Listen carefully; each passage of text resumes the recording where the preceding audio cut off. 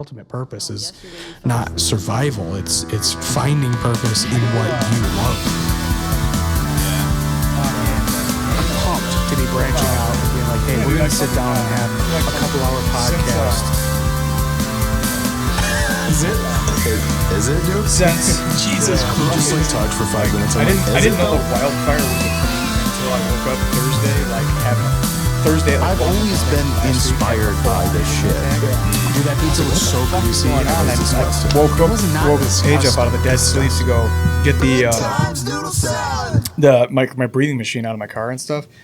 And then it's been like brutal since. So like I'm like trying to recover from it, but so I went to the ER twice and the doctor once because of like how bad it was. And every time I go there, they're like, "Oh yeah, you're fine. It's just I'm like, why do I have this air hunger where I feel like I'm fucking dying then if everything's fine?" Because everything smells like burning moose. You know what I mean? Like, they're like, "Oh, you're fine. Yeah, it's just you just gotta take your steroids and your fucking Brez tree and you'll be fine." I'm like, all right. And then I go home and I'm like, what? I'm dying. damn. But Yeah. fuck yeah. It sucks, man. Then I don't doesn't even know sleep who we for can 2 blame. days. Yeah, I didn't sleep. My watch said I slept for like 2 hours and 15 minutes. One like 2 nights ago, and then 3 nights ago it was like less than 5 hours, and that was with a nap on the floor at the studio waiting for Andy Guay to get here, and then Andrew Guay. Yeah, Guay. Guay. We had a whole debate on how to say it. Dude, at the end of the episode, he was telling me, he's like, yeah, so like it really would be pronounced gay, but like my dad took on this Guay. How does he say it? Guay. I think Guay. it's Guay. Yeah. So he's like, it would be pronounced gay, but my dad like saw an opening in the military. They said Guay, and he's like, yeah, it's Guay. And I was like, what's crazy is like, like my name's Matt Smith, but that's a stage name. Like my last name's actually Homo, so my name's Matt Homo. He believed it. For a split second, he believed it. He's like, is it really? He's like, you're one of me. Or And then, one of us. and then just like the forehead vein came out. He's like, you fucking asshole. Like you had me. It was like the last thing we said on the podcast. That's so funny. Oh, got him. Fucking got him. Oh, it's HOMOE. Oh, dude. That's such a dumb joke. I love jokes like that so much where it's like, God. it's like believable for a second. Yep. Oh, There's one that somebody told on, I forget what podcast I was listening to, but we were talking about going in like a public restroom and you go to the urinal and you know how that sometimes they have like the divider? Yeah. There's a wall between the urinals and you like walk up to the urinal. There's a guy in the next urinal and you just look over, you knock on the wall and you go, "Do you hate these things?" Like it's so stupid and funny. Like, yeah. Oh, dude, yeah, I love shit like that. yeah. I love spreading rumors at work that are just ridiculous and just like wait to see how long they take to get back to me. Dude, I have a guy at work that's completely bald, like no eyebrows, no beard, no hair on his head, no eyelashes. So I started spreading a rumor that he was gonna get drug tested and they were gonna do a hair follicle on him. So he shaved everything off because he's a drug addict. Oh my God. And then I got bored. Poor guy. And then He's got alopecia. And then Yeah. then I got bored with that one, so I started spreading the rumor that he's got cancer. So I'm like, I'm just waiting for it to come back to me. That's messed up. It's so fun. It's so fun to me, dude. That is funny. Oh, yeah. That's So where do you work? You guys work here? no. Oh. God, I wish. Okay. I wish this was like my full time. No, I'm a pipe fitter. Oh, you're a pipe fitter. Okay. Yeah. Oh, hell So so that's my. Oh, see, You would have that's- learned. so, He says like, it about 100 times throughout the podcast. Well, Last time it was only 4. it's pretty good. So trades is so much. I mean, you can do stuff like that in the trades, and nobody really, you know what I mean? Yeah. Like it's not like an office corporate environment like where I work. I used to be a carpenter. Oh, right on. Yeah, I was a carpenter for like all through my 20s. That was actually my plan. I was gonna build houses, but Yeah. Try to keep that the mic. Oh, sorry. Like within. You can bring it with you. Get comfortable. But yeah, let's go. And then like the housing market crashed, and so I was like, oh, I can't build houses anymore. Yeah. So literally was going to be my career. So. Oh, so you were like framing houses? Yeah, I was a rough framer. Yeah. So Yeah, I did that for when the bottom fell out. That was, I mean, there's so many guys that I work with that were framers, and Yeah. It's like, what do you do now? Yeah. Fuck. I was like, I got to go back to school, I guess. I don't know. I was like 30. I was like 28, I guess. Yeah. And it was like, it's old enough to be scary. Like, what the fuck do I do now? yeah, hell yeah. I had 2 kids. You know, I mean, I have 3 kids now. Well, I have adults now, but at the time, you know, I had 2 little kids. Yeah. And I was like, I'm completely out of work. Like, I don't know, I have to change careers. were you, I feel like it's kind of black or white with tradesmen. It's like, you're like, oh, it's either I'm okay with being a tradesman or it's I have to do this. Like, this is my calling. So were you the I'm okay with this to make money kind of deal? I mean, yeah, I think I was kind of like, I was definitely okay with it. I was good at it, you know.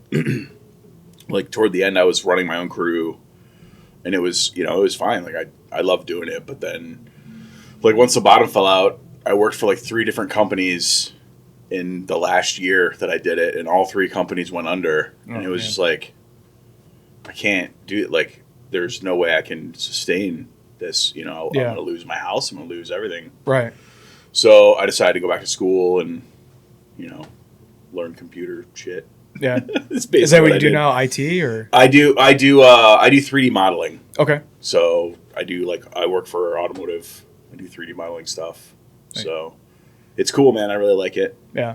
Yeah. It's chill. I love being a pipe fitter. Like it's good work. It's steady and it's good money. And I get to peek my head behind the curtain of every industry in Michigan, which is sick. Like, building a hospital, but I've also worked on powerhouses and I've worked on steel mills and, you know what I mean? Just like all of these different industries that there's not a lot of people that get to see the behind the scenes of all of it, you know, auto plants, hospitals, schools, you know, and so that's really cool. But as I'm getting older, I'm getting a little anxious about like, how is my body going to handle this kind of work as I get older, you know? How old are you? I'm 32. Okay. So but I've been like building shit for a living or fixing shit for a living since I was a kid, you know, so like I'm already feeling the differences. I'm right. Like, okay, sure. You know, I bend over or kneel for a while and it's like it's a little worse getting it. Like if I have to kneel for a long time, like if I'm doing like a rooftop unit and I'm tying everything in, so I'm kneeling like most of the day, I know like the next couple of days are going to suck. Yeah, I feel that, man. You know, my knees are shot. Yeah. I've been shot for years. Yeah. I mean, here's one thing I would say about like on that is like, I had the same thought when I left carpentry, you know, because my body was already I'd already had back injuries and my knees were bad and my hips bad, you know, like I had a bunch of injuries from carpentry. And when I left, I'm like, I'm gonna get a cushy desk job, and I'm gonna sit at a desk all day. It's gonna be cool. I'm not gonna hurt anymore. And I think I hurt now more sitting at a desk than I ever did. Oh really? Oh yeah, man. Like sitting in a chair for 8 hours is so insanely harder than people think. Like it's rough, man. I don't know. Yeah. Especially I'm like a bigger guy, so dude, I have a back injury, so I have a really hard time sitting. It's worse sitting for long periods of time than. All right, let's stand up, guys. Is this a standing desk? That'd be so dope. Do it like that one fitness guy that whatever.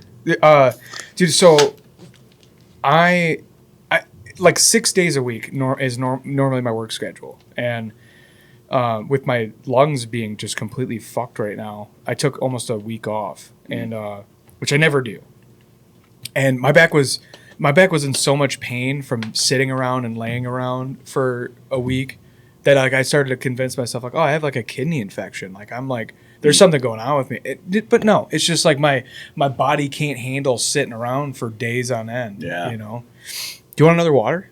Yeah, I'll take another water. Sure. Can you grab one more? Yeah, that'd be great. But I can't handle the sitting around. I would definitely be the guy that's like crying for a standing desk because I'd rather stand for like 6 hours and like shift my weight around, be able to like stretch in different ways and like move a little bit. Versus like when I'm sitting in my computer chair editing the podcast or shorts or whatever, I'm like, dude, I'll work for like maybe 30 minutes and then I stand up and like go do a lap, go get a snack, go get a drink. I have to get out of it and like go, move around. I could not.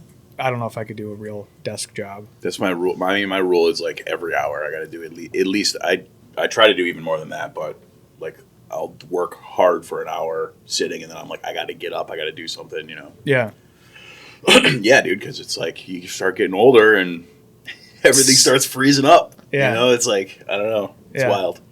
Yeah. Do you feel like you made the right move though? After, I mean, of course, carpentry falling out, but Oh yeah, yeah. I do. I definitely made the right move for sure. Yeah.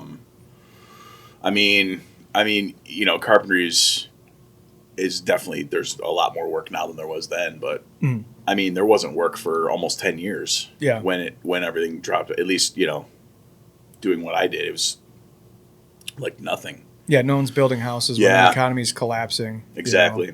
So yeah, I went back to school, man. I started doing 3D. I did like 3D modeling, animation stuff. Like that's what I went to school for. It was like graphics and motion graphics and 3D modeling and 3D animation.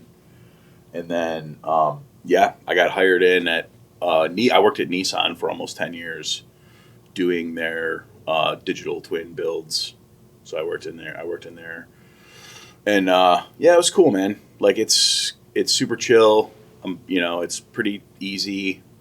It's kind of a niche thing, but you know, it's a small world in the scene in Michigan or whatever. But it's cool, man. It's fun. Yeah. I like it. Is there any concern with like the advancements in AI for your type of job being Sure. pushed out? Yeah.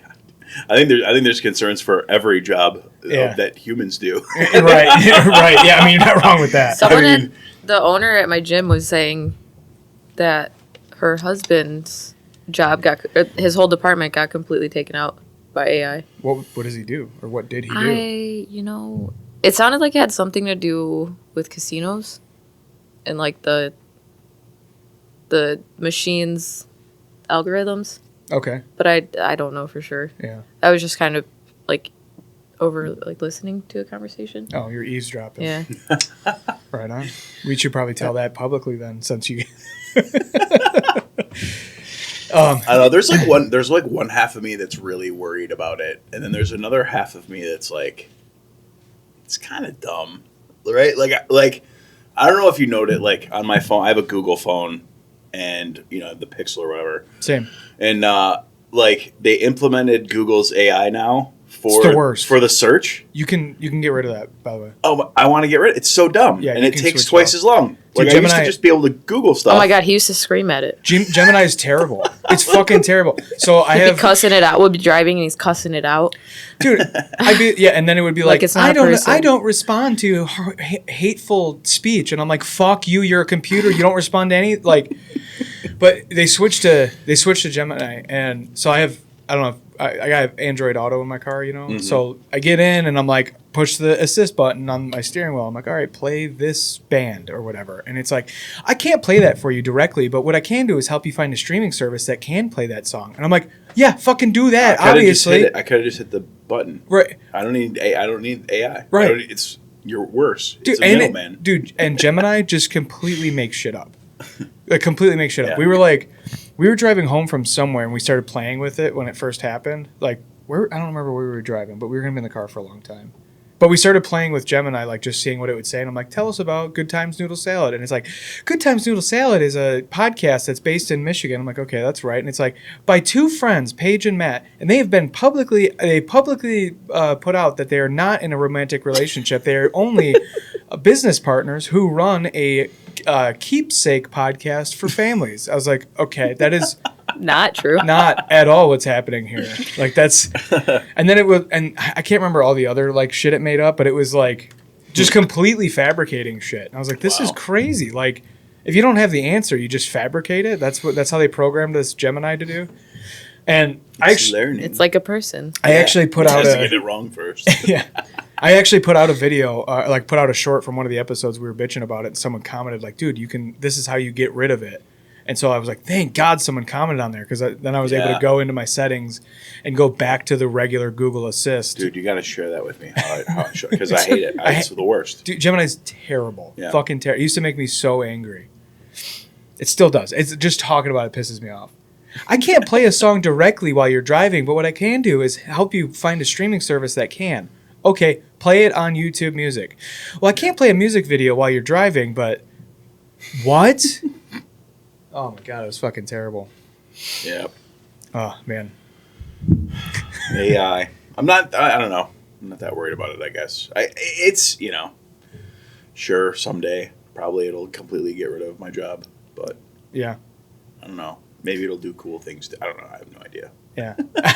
I don't. Yeah. See, that's the thing is I have this like cognitive dissonance about it because like I use AI for a lot of like if I'm researching stuff, I'll use AI a lot. Like I use it like I would have Google, but now I just don't have to try to think about what's the best way to Google this so that I don't end up on some 2006 forum, Yeah. But like, so I'll use it to like research stuff, and then I'll use it for like tech stuff that I'm not really a tech guy. So if I have questions about how a tech thing should I was just looking up like how do I how could I do this podcast on a streaming service and like have a live switcher and have my audio and video recorded separately in case something goes wrong.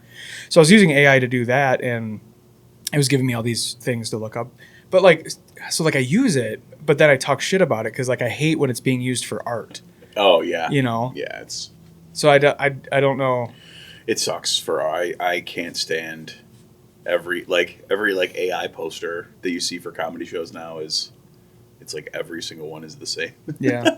He uses it for our thumbnails. I do. Oh, do you use it for the? I do use it for the thumbnails, yeah. but all of the comedy posters look exactly the same. Same as like the live music posters. It's all like a list of things, and then like a main picture, and then like the brush stroke font or whatever. Yeah, the brush or like block letter.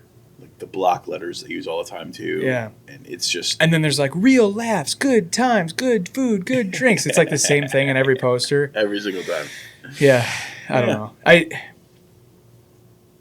I don't know. See, like if this wasn't costing me so much money to do, I would hire somebody to do my artwork for me. But I tried in the beginning and I was like, I can't afford it. Like I can't afford it. It's not, It's true. And like I've gotten in arguments with people about it, and I'm like, dude, it just doesn't financially makes no sense to try to hire somebody who thinks they're worth $1 million to draw a thumbnail that's going to generate me nothing, And I don't know. I think the comedy posters is a little bit of a weird one because it's not necessary. Like you could just say, hey, it's pretty easy to make.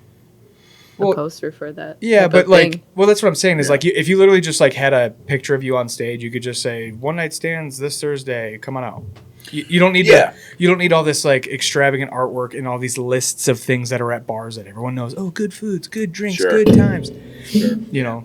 I like one thing I saw recently. Somebody posted.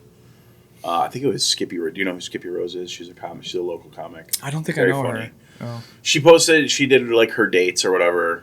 How comics will post like their dates they got booked, and she did just like a freehand drawing. Like it was literally just a picture of a drawing she did like in a notebook. Yeah. And I was like, that's so cool and refreshing to see like somebody actually just putting the time in to write it out.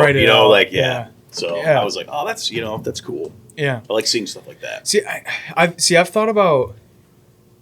I don't know, like Rogan for his podcast, like it's literally just a picture of the person who was a guest and then the number, and maybe the logo for their thumbnails. But I'm not Rogan, you know what I mean? So like that's the argument that I've used in debates about it. I'm like, dude, if I'm trying to get attention to my podcast, like the thumbnail is the cover of the book, right? And like if it's not interesting at all, do I risk not gaining any attention from people that don't know me or don't want to check it out because they don't like, you know what I mean? I don't know. I have a lot of conflicting ideas about this whole thing.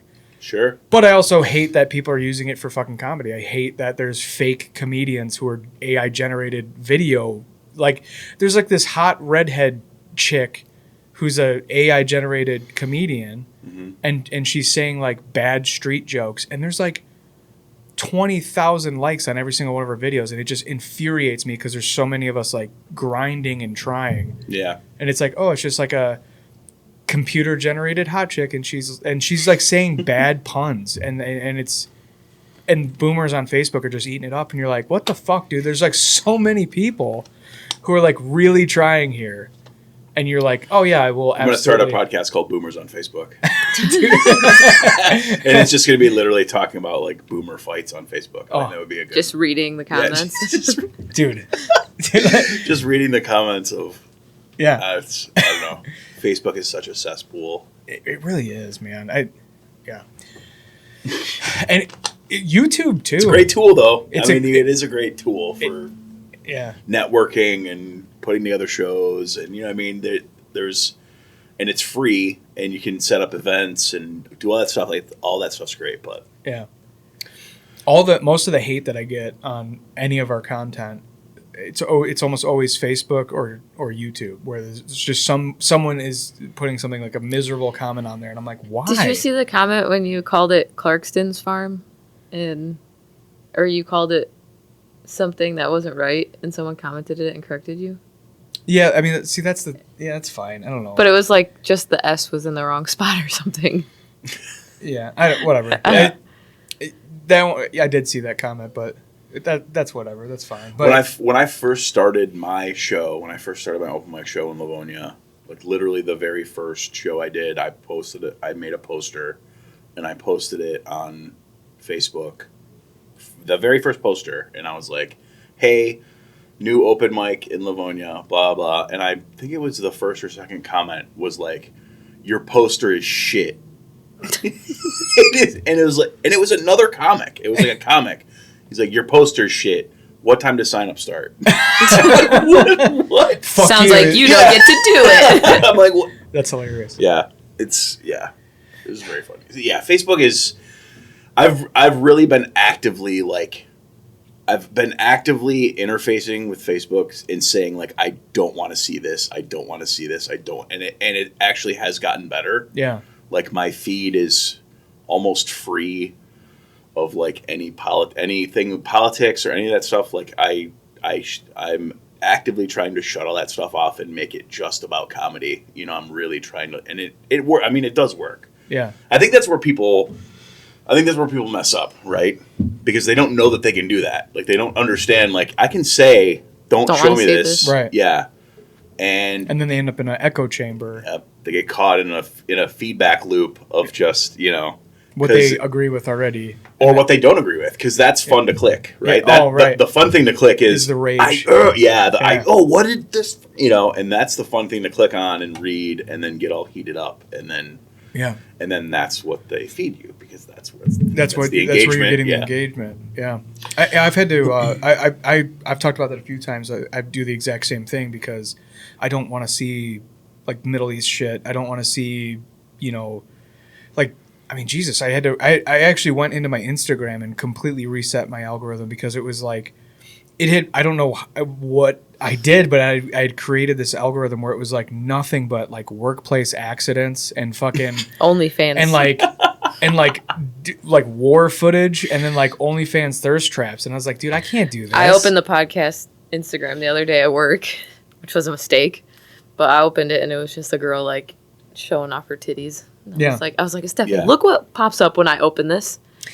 Yeah, I think that's baseline algorithm for Instagram. Yeah, like when you open that's not what mine looks like. When you open a new Instagram immediately and you say you're a male, it's just they just throw it's you for the beginning. Let's start here. This is gonna get him clicking. Right. Like I didn't ask for any of this. Well, so when I started the Instagram for the podcast initially, I typed in a couple of things that I wanted to follow. It was like, oh, I want to follow these skateboarders and these comedians and this, and then these musicians. And then I just kept hitting follow on whatever pages came up and just like did it blind until Instagram was like, you've reached the limit. And it was like 1,500 like random who gives a fuck pages just to you know, and then it was like, oh, it was mostly OnlyFans thirst trap girls. Like, sure. There's like the main things like the fuck that I follow, and then all OnlyFans chicks.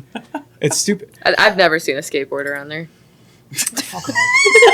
I'm gonna open up Instagram right away. A skateboarder with huge tits, maybe. For real. There's one of those for sure. Okay.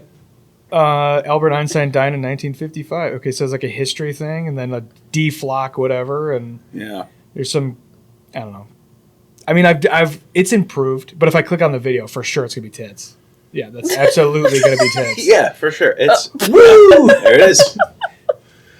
I do a joke about that where I say I think my Instagram algorithm is Andy equals tits plus hobby. It's literally just here's tits on a skateboard. Here's tits in a canoe. Like it's just and I'm just like I love the super niche OnlyFans thirst traps that I've followed on accident.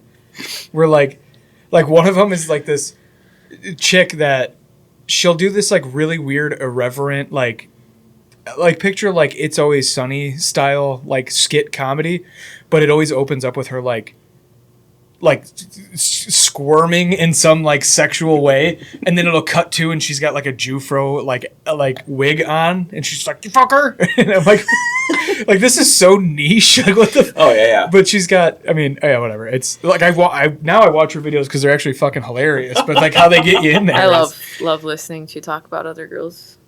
No, okay, Boobs. hold on. It's really cool. It's her favorite topic. Okay, she's like, I'm glad you brought that up. Okay, like I have no service. Okay, so like, there's the fucking thirst trap. Of course, it's gonna freeze on her like bending over, but then it'll cut to like her doing some bullshit like that. So I'm like, all right, well now I'm here for like the ridiculous shit she's doing. That's like her videos are actually hilarious, but she opens every one of them. I mean, that's probably why she has a following at all, is because of the thirst trap. You're shooting daggers into the side of my head. Relax. God. You know how many hot guys are on mine? Just none, like because showing off their hot bods. That's fine. Whatever. Yeah, I'm sure it is. As long as they look like me or whatever. They don't. She's like, they don't. 6'5" black men. It's just all Jason. That looks just like me. Cam's not allowed over anymore. Actually, I'm taking this down. You want to say 6'5" black man? Cam's 6'8". That cut off 6'5". Try to hang that back. Oh boy, that might have been the worst one ever. That was a cool sound. Actually, it was like boom. It sounded like a sound effect. Dude, so many people fuck with them like all day or the whole episode. Oh, I fucked up. I shouldn't have took this down. Oh my god. Oh no. God damn it. It's that's it. Okay, that's close enough. Nailed it. First try. Yeah. Oh man, dude. This asthma thing's fucking just drive me absolutely fucking crazy. I normally don't. I'm like, I've been told my whole life that I had asthma, and I was like, okay, sure. You know, like as a little kid, I remember doing like breathing treatments, mainly because they'd put the mask over my whole face at home, and I thought it was cool because I'd watch like History Channel with it on. But like from, I don't know, maybe 10 years old until 25, nothing. Like I smoked cigarettes for like 10 years. I smoked weed or whatever. Like it never really bothered me unless I was around cats. Then it would like flare up and I'd feel like shit. But like, and I got pneumonia and the flu back in 2020, and that was like the first time I was like, oh, I can't breathe. Like I forgot what that felt like, and so like, but I did okay for like 3 or 4 years, and then, I mean, the first couple of years we were together, I'd be like, hey, have you seen my inhaler? I can't find it. You know, like it was never like a, you know, I feel a little tight. Let me hit my inhaler, and that might be like once every 3 or 4 months. You know. And then we bought a house, and then I was remodeling the basement, and so I had to tear out all these walls and then build new walls in different spots, and then did drywall, and just I ended up getting pneumonia from the remodel, and it was like in hindsight I should have been like wearing a mask doing all the demo, but I wasn't. Yeah. Like drywall dust, insulation, all that shit. Dude, I had no idea how bad like the drywall dust would be for me. And ever since then, it's like now I'm like on 2 daily I do an inhaled steroid every day. I take a pill every day. I have like my rescue inhaler with me, and like I don't know, like I'm like I hope this is damage that will like heal up. It's been like a year since that happened, but like now like just having pollution or bad air quality for like a couple of days, it fucked me up for a week. You're like that's also crazy. supposed to be sleeping with a mask. Yeah. To help your lungs heal. Yeah. Yeah. Yeah. I got central apnea, so my brain doesn't tell me to breathe at night. So I have to fucking wear a mask to bed. Wow. But dude, That's damn, man. yeah, I'm falling apart. I had asthma. I had asthma really bad when I was a kid, like until I was about 10 years old, and then they were like, he outgrew it. I don't even know what that means. Right. I don't know how that I grew. It was 80s rules. We didn't. Yeah, they were like, hey, he outgrew it. Right. Well, and that's basically the same trajectory. Like, it was like, oh, he's fine now. He doesn't have to do all these breathing treatments and shit. And then, cut to 20 years later, I'm like, what the fuck? I can't. I wake up having an asthma attack in my bedroom because of how bad the air quality is outside. I'm like, what the fuck? Damn, yeah. Yeah, I don't know. I mean, Sounds I'm hoping that it switch. And this is why we hate Canada. No. For real. Every time this happens, which this has happened 2 years in a row now, the wildfire smoke from Canada. Every time it happens, I make a fucking meme of the the kid from American History X blowing smoke and the guy who ends up killing him, the teenagers, from American History X, blowing smoke in his face. Yeah. Like they're Canada and Michigan. It's just like we're Michigan getting the smoke blown in our faces. Yeah. It fucked up. It fucked me up last year too. We were up in not Keweenaw. Where the fuck were we? We're in the UP somewhere. Keweenaw, that's way up there. That's like Houghton Hancock, right? That's that area. We were Keweenaw. We went all. No, we didn't go up there, but we went. We were in the Porcupine Mountains. We went to Munising. We went to Porcupine Mountains. Yeah. Yeah. Why are you whispering? Okay. Because you told me that I talk too loud on the podcast. No, so now I didn't have say to you be talk quiet. too loud. I said you don't need to put the mic into your mouth to talk. That's your problem. Is you put your mouth right against the mic and then it clips like this. But yeah. So talk normal. Just stay like. You told me I'll have to be quiet. Oh my god.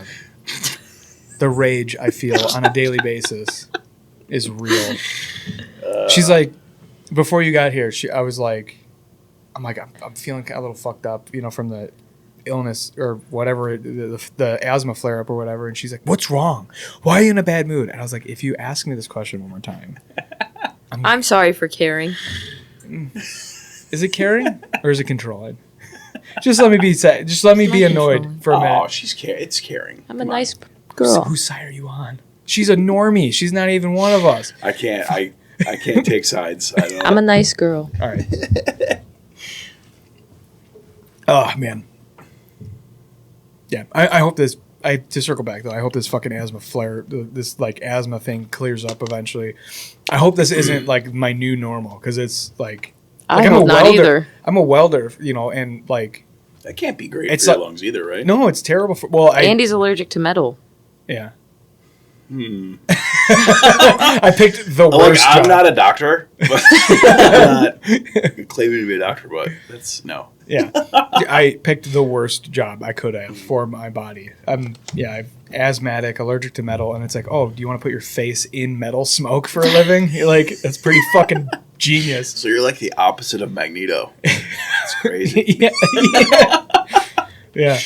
Yeah, actually the job that I'm on right now, I got hired as a welder, and I'm like, I'm not welding right now. And I'm like, so I was telling her, I'm probably going to get fucking laid off because, I was waiting for the call at noon today. Yeah, because oh man, because well, that's normal in my trade. It's not, but it's normal in all the trades, really. Yeah, right. Because we work ourselves out of a job. That's the whole industry. But I was I hired in as a welder, and now I'm telling him I can't weld, and I missed a week of work unscheduled, and it's all right, well, I'm probably gonna get cashed out on Friday, but I don't know, they're keeping me for whatever reason. I mean, there's other stuff that I can do. It's just that was the main reason I came there, was to weld these, weld this pipe, and now I'm I'm not doing it. You find somebody else to do it. I'm not doing it, but I don't know. I guess that's why I wanted to talk to you about you switching careers, because I'm dude, that's been in the back of my mind because of all the shit going on with my body. I'm how much of this could I attribute to my job? Yeah. The smoke, the aches and pains, the injured shoulders, Well, I mean, yeah, I guess I wouldn't recommend it, but I didn't really have a choice. I didn't have a choice, which, I mean, it sounds like maybe that's what you're looking at too. He has a choice. I mean, I did it. I switched career. I completely switched what I was going to do, my whole life plan. I completely switched it at, I was like 30 years old, 28, 29 Yeah. is when I started going back to school. And yeah, man, I had to switch everything. And I don't know, it's crazy. Yeah. And then ever since that happened, like, I've always in the back of my brain, like, you're asking earlier about like the AI thing. I'm like, nah, whatever. Because you know that you can't do it already. Yeah, it's like I already switched once. Yeah. Like, I'm not trying to chase a pension or anything. That's retirement or whatever. That's the boomer dream. I'm never retiring. That's not an option for me. So yeah. Man, how is it to change like your mentality going from I mean, like, I was a rough framer for, like, I was a carpenter for a few years, but I was a rough framer for a short period of time, and that is a fucking different world. Man. Yelling at people, dudes fucking doing bumps just to wake up in the morning. Yeah. Guys fucking falling off of, trusses because they're still hungover or they're actively drunk. Well, in an office environment, you can't throw your hammer at your boss and call him a fuckhead. You know what I mean? Right. Like, it is a completely different dynamic. Yeah. But it is like, my years as a carpenter, I think, really helped me in the office and like the office environment, because it was just, framing houses is so insanely hard and dangerous, and you know what I mean? Like, it's so fast paced. It's so fast paced, and people are screaming at you, and then you go into an office environment and it's literally the opposite. Everything is like, okay, everybody's, we have to get through this problem. Yeah. And, and it's like, some offices are like that. Not all offices, but where I worked, it was, it's a crazy different world. Yeah. And like people in the office, some people thrive in an office that would not thrive. They would not make it till lunchtime on a carpenter crew. Dude, I was like, that's how I weirdly run that. Everybody I interact with, I run through that filter of like, they couldn't have done what yeah, would they be able to, I want to stay on this topic because I think it's interesting to compare the two worlds, but I went to Kroger to grab stuff to make for dinner real fast, and I grabbed a case of water and a case of pop. And I put the case of water on the belt, and the girl ringing me up goes, "You need to take that back off the belt. I'm not moving that." I was like, "Are you actually this soft? Is this real?" And she's like, "I'm not doing it. I'm not going to hurt my back to move your water." I go, "I carried 4 of these up 5 flights of stairs to get to the roof today so that me and my guys could have, like, what? Is this real life? You can't do this?" Right. I'm like, you are this. I was like, okay. And to be fair, I was going to say, she might have an injury. She might have a chronic illness. I don't know. But just like being in my world, like being in the trades where it's like there's a lot of things that we do that is suffering because you have to. And then this person who's sliding stuff was like, I'm not going to slide. I'm not willing to slide this. Yeah. It can be infuriating. Like, I had an interaction like that when I worked at Nissan. I had an interaction with another person who sat across from me. It was a guy who I usually ate my lunch at my desk. I would just eat my lunch at my desk, whatever. Everybody has their little garbage can, right? So I'd throw my lunch in my garbage can, and then there was a person who came through the office and collected all the cans in a big can. And I was eating my lunch. This was like, I had just gotten moved to this different team, and I was in the room. It was like maybe my second week on this new team. And the guy who sat across from me, I was eating my lunch. I threw my garbage in my trash can, and he stood up over the cubicle, and he was like, "Hey, if you take your trash and just go put it in the big can, they don't have to come around and do the small cans, and it saves on plastic. So that's why everybody should go and throw their stuff in the big can." And I was like, that we work for an automotive company, right? I was like, that next door they're tearing vehicles down and then throwing them in the garbage, right? They're literally. You're worried about a little garbage bag. They're literally, and yeah, dude, the amount of waste that these automotive companies produce is insane. So like, There's nothing wrong with being, what's that word? I always say this wrong. Help me. Like having a conscious about the way you're acting.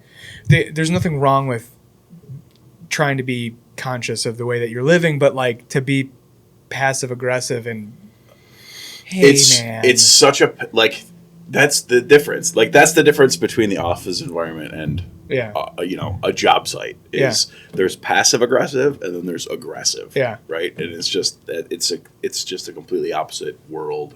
Yeah. There's some kids that come out as apprentices or pre-apprentices in the union trades, and they like can't handle what it's like in the union trade. And like I pulled this apprentice to the side one time. I go, dude, like you gotta stop finding a problem with every single thing that happens here. You got to stop doing it. And he's like, what do you mean? I'm like, I worked on a framing crew. I didn't get paid for a month. I went to the guy's house. I went to my foreman's house and told him I was going to bury my stiletto in his forehead if he didn't fucking pay me. You will never have to do that in the union trades, but you got to just not be a bitch about everything else. Right. Like your boss is giving you shit because you fucked something up or you did something that was dangerous or you're not going fast enough. That's literally that's the rub. You don't have the skill, so you have to listen to someone's opinion about your work. Yeah. That's your position as an apprentice. But if you keep walking around crying about every fucking thing, I'm going to tell you what, I'm going to start making phone calls to get you cashed out because no one wants to hear this shit all the time. Right. You know, you have no idea how good you have it. That's one thing. Yeah, that's one thing that like that. I guess that's something valuable that I carried from being a carpenter to the office. Is just like the work ethic the work ethic you build in any skilled trade really, but yeah, especially carpentry. Like there's a work ethic you just have to adapt to. Yeah, and it becomes ingrained in you. And I took that in the office environment, and I've done really well for myself like that way. You know what I mean? So. Well, it feels good. Like that's one thing that I feel like is kind of lost on. I don't want to say like, oh, this younger generation, but some personality types, I think it's lost on them that it feels really good to work hard. Like it's almost like you can work hard in a selfish way. Like, oh, I know I'm going to go home feeling accomplished and feeling good if I bust my ass. And like you can take that mentality and run with it and be like, dude, I'm killing it. I feel really good about my work, and it matters that I work. It matters that I show up to work.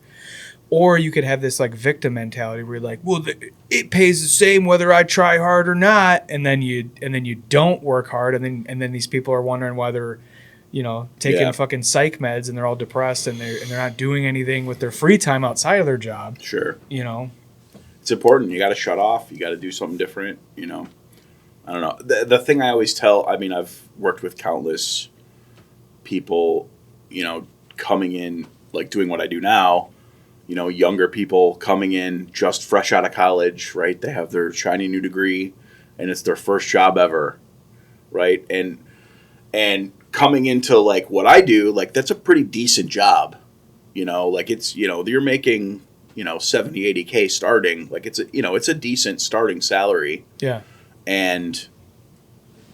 But it's their first job, right? Like my first job was, I worked at a bowling alley. You know what I mean? Like, right. You know what I mean? So it's like they don't have any skills of having any sort of job yet. Yeah. So they're like, and I think a lot of people too, a lot of younger people feel like they got their degree, they got their job, and now they can just chill and relax. And it's like, no, it's that's actually when it starts. It's actually the opposite. Yeah, like I know that you feel like you're accomplished, and I know that you feel like you got this job, and now it's smooth sailing from here. But we actually have to produce things and do the work, right? Or we don't care what your degree says. Like, what I mean? There's 17 other people outside with the same degree that you have. Yeah, that's just to get you in the door. That's just to get you in the door. Now you have to prove that you actually know what the fuck you're doing. Exactly. And that you're valuable enough to stay here.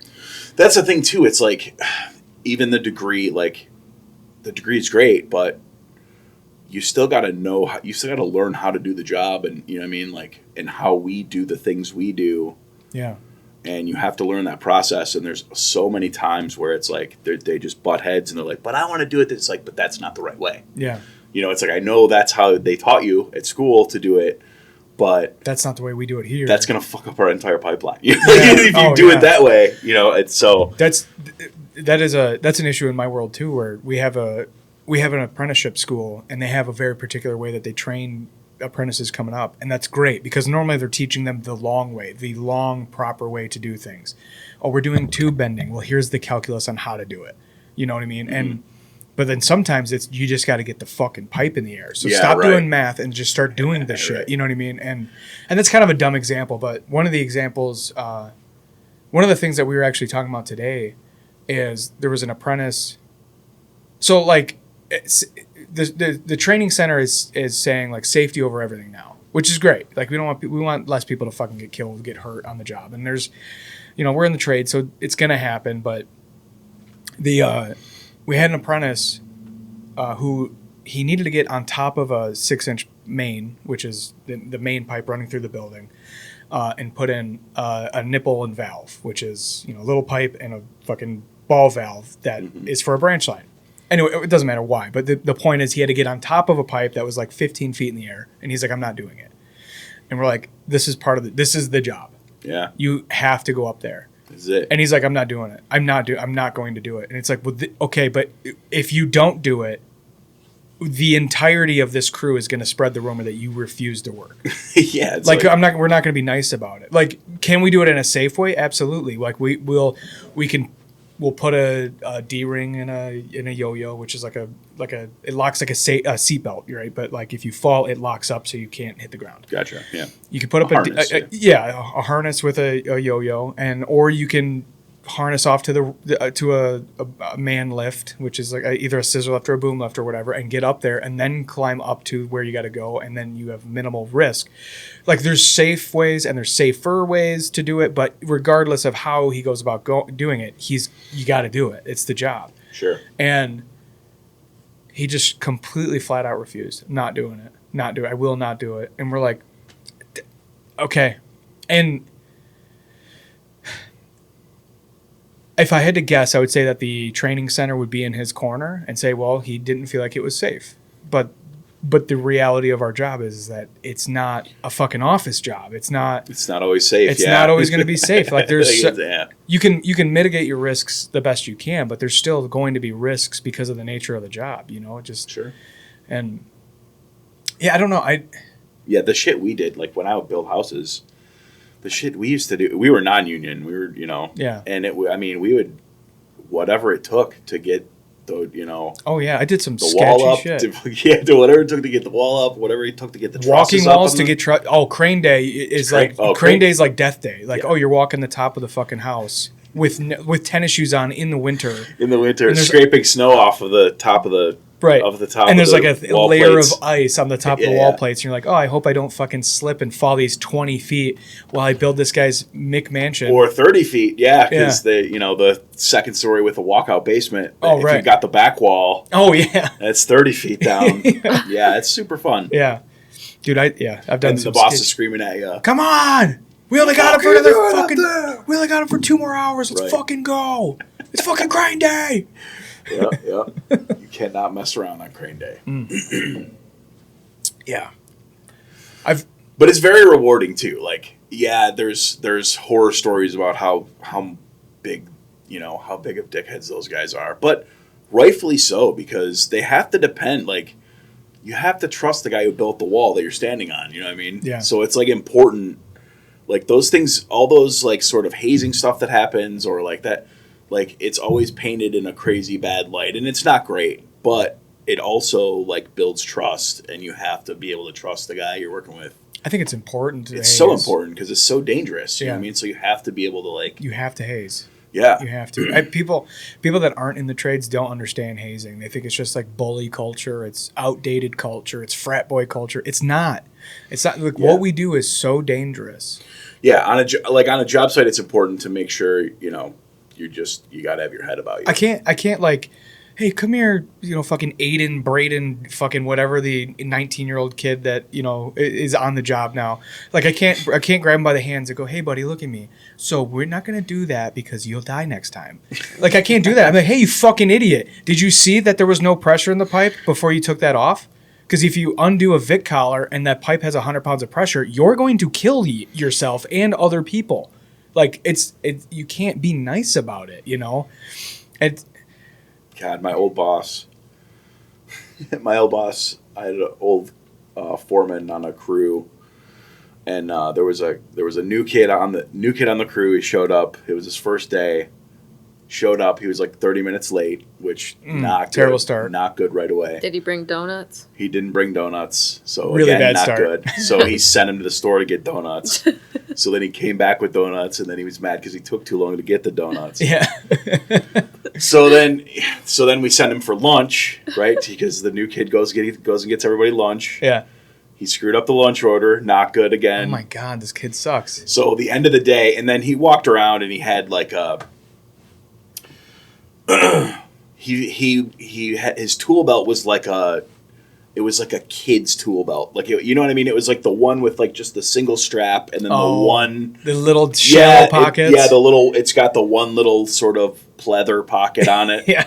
And then the hammer holder, and his hammer was like, it wasn't a framing hammer. It was like, a trim nail hammer. Yeah, or like something. literally like a 12-ounce hammer. Like it was very silly, and yeah, he just wasn't good, man. He kept screwing stuff up. He kicked over a bunch of knocked over a whole pile of studs, and it was a whole mess, and it wasn't good. So my boss, at the end of the day, told him, all right, because he wanted to saw something. He was super excited to use a saw. And he said, all right. He goes, I want you to take that 2x4.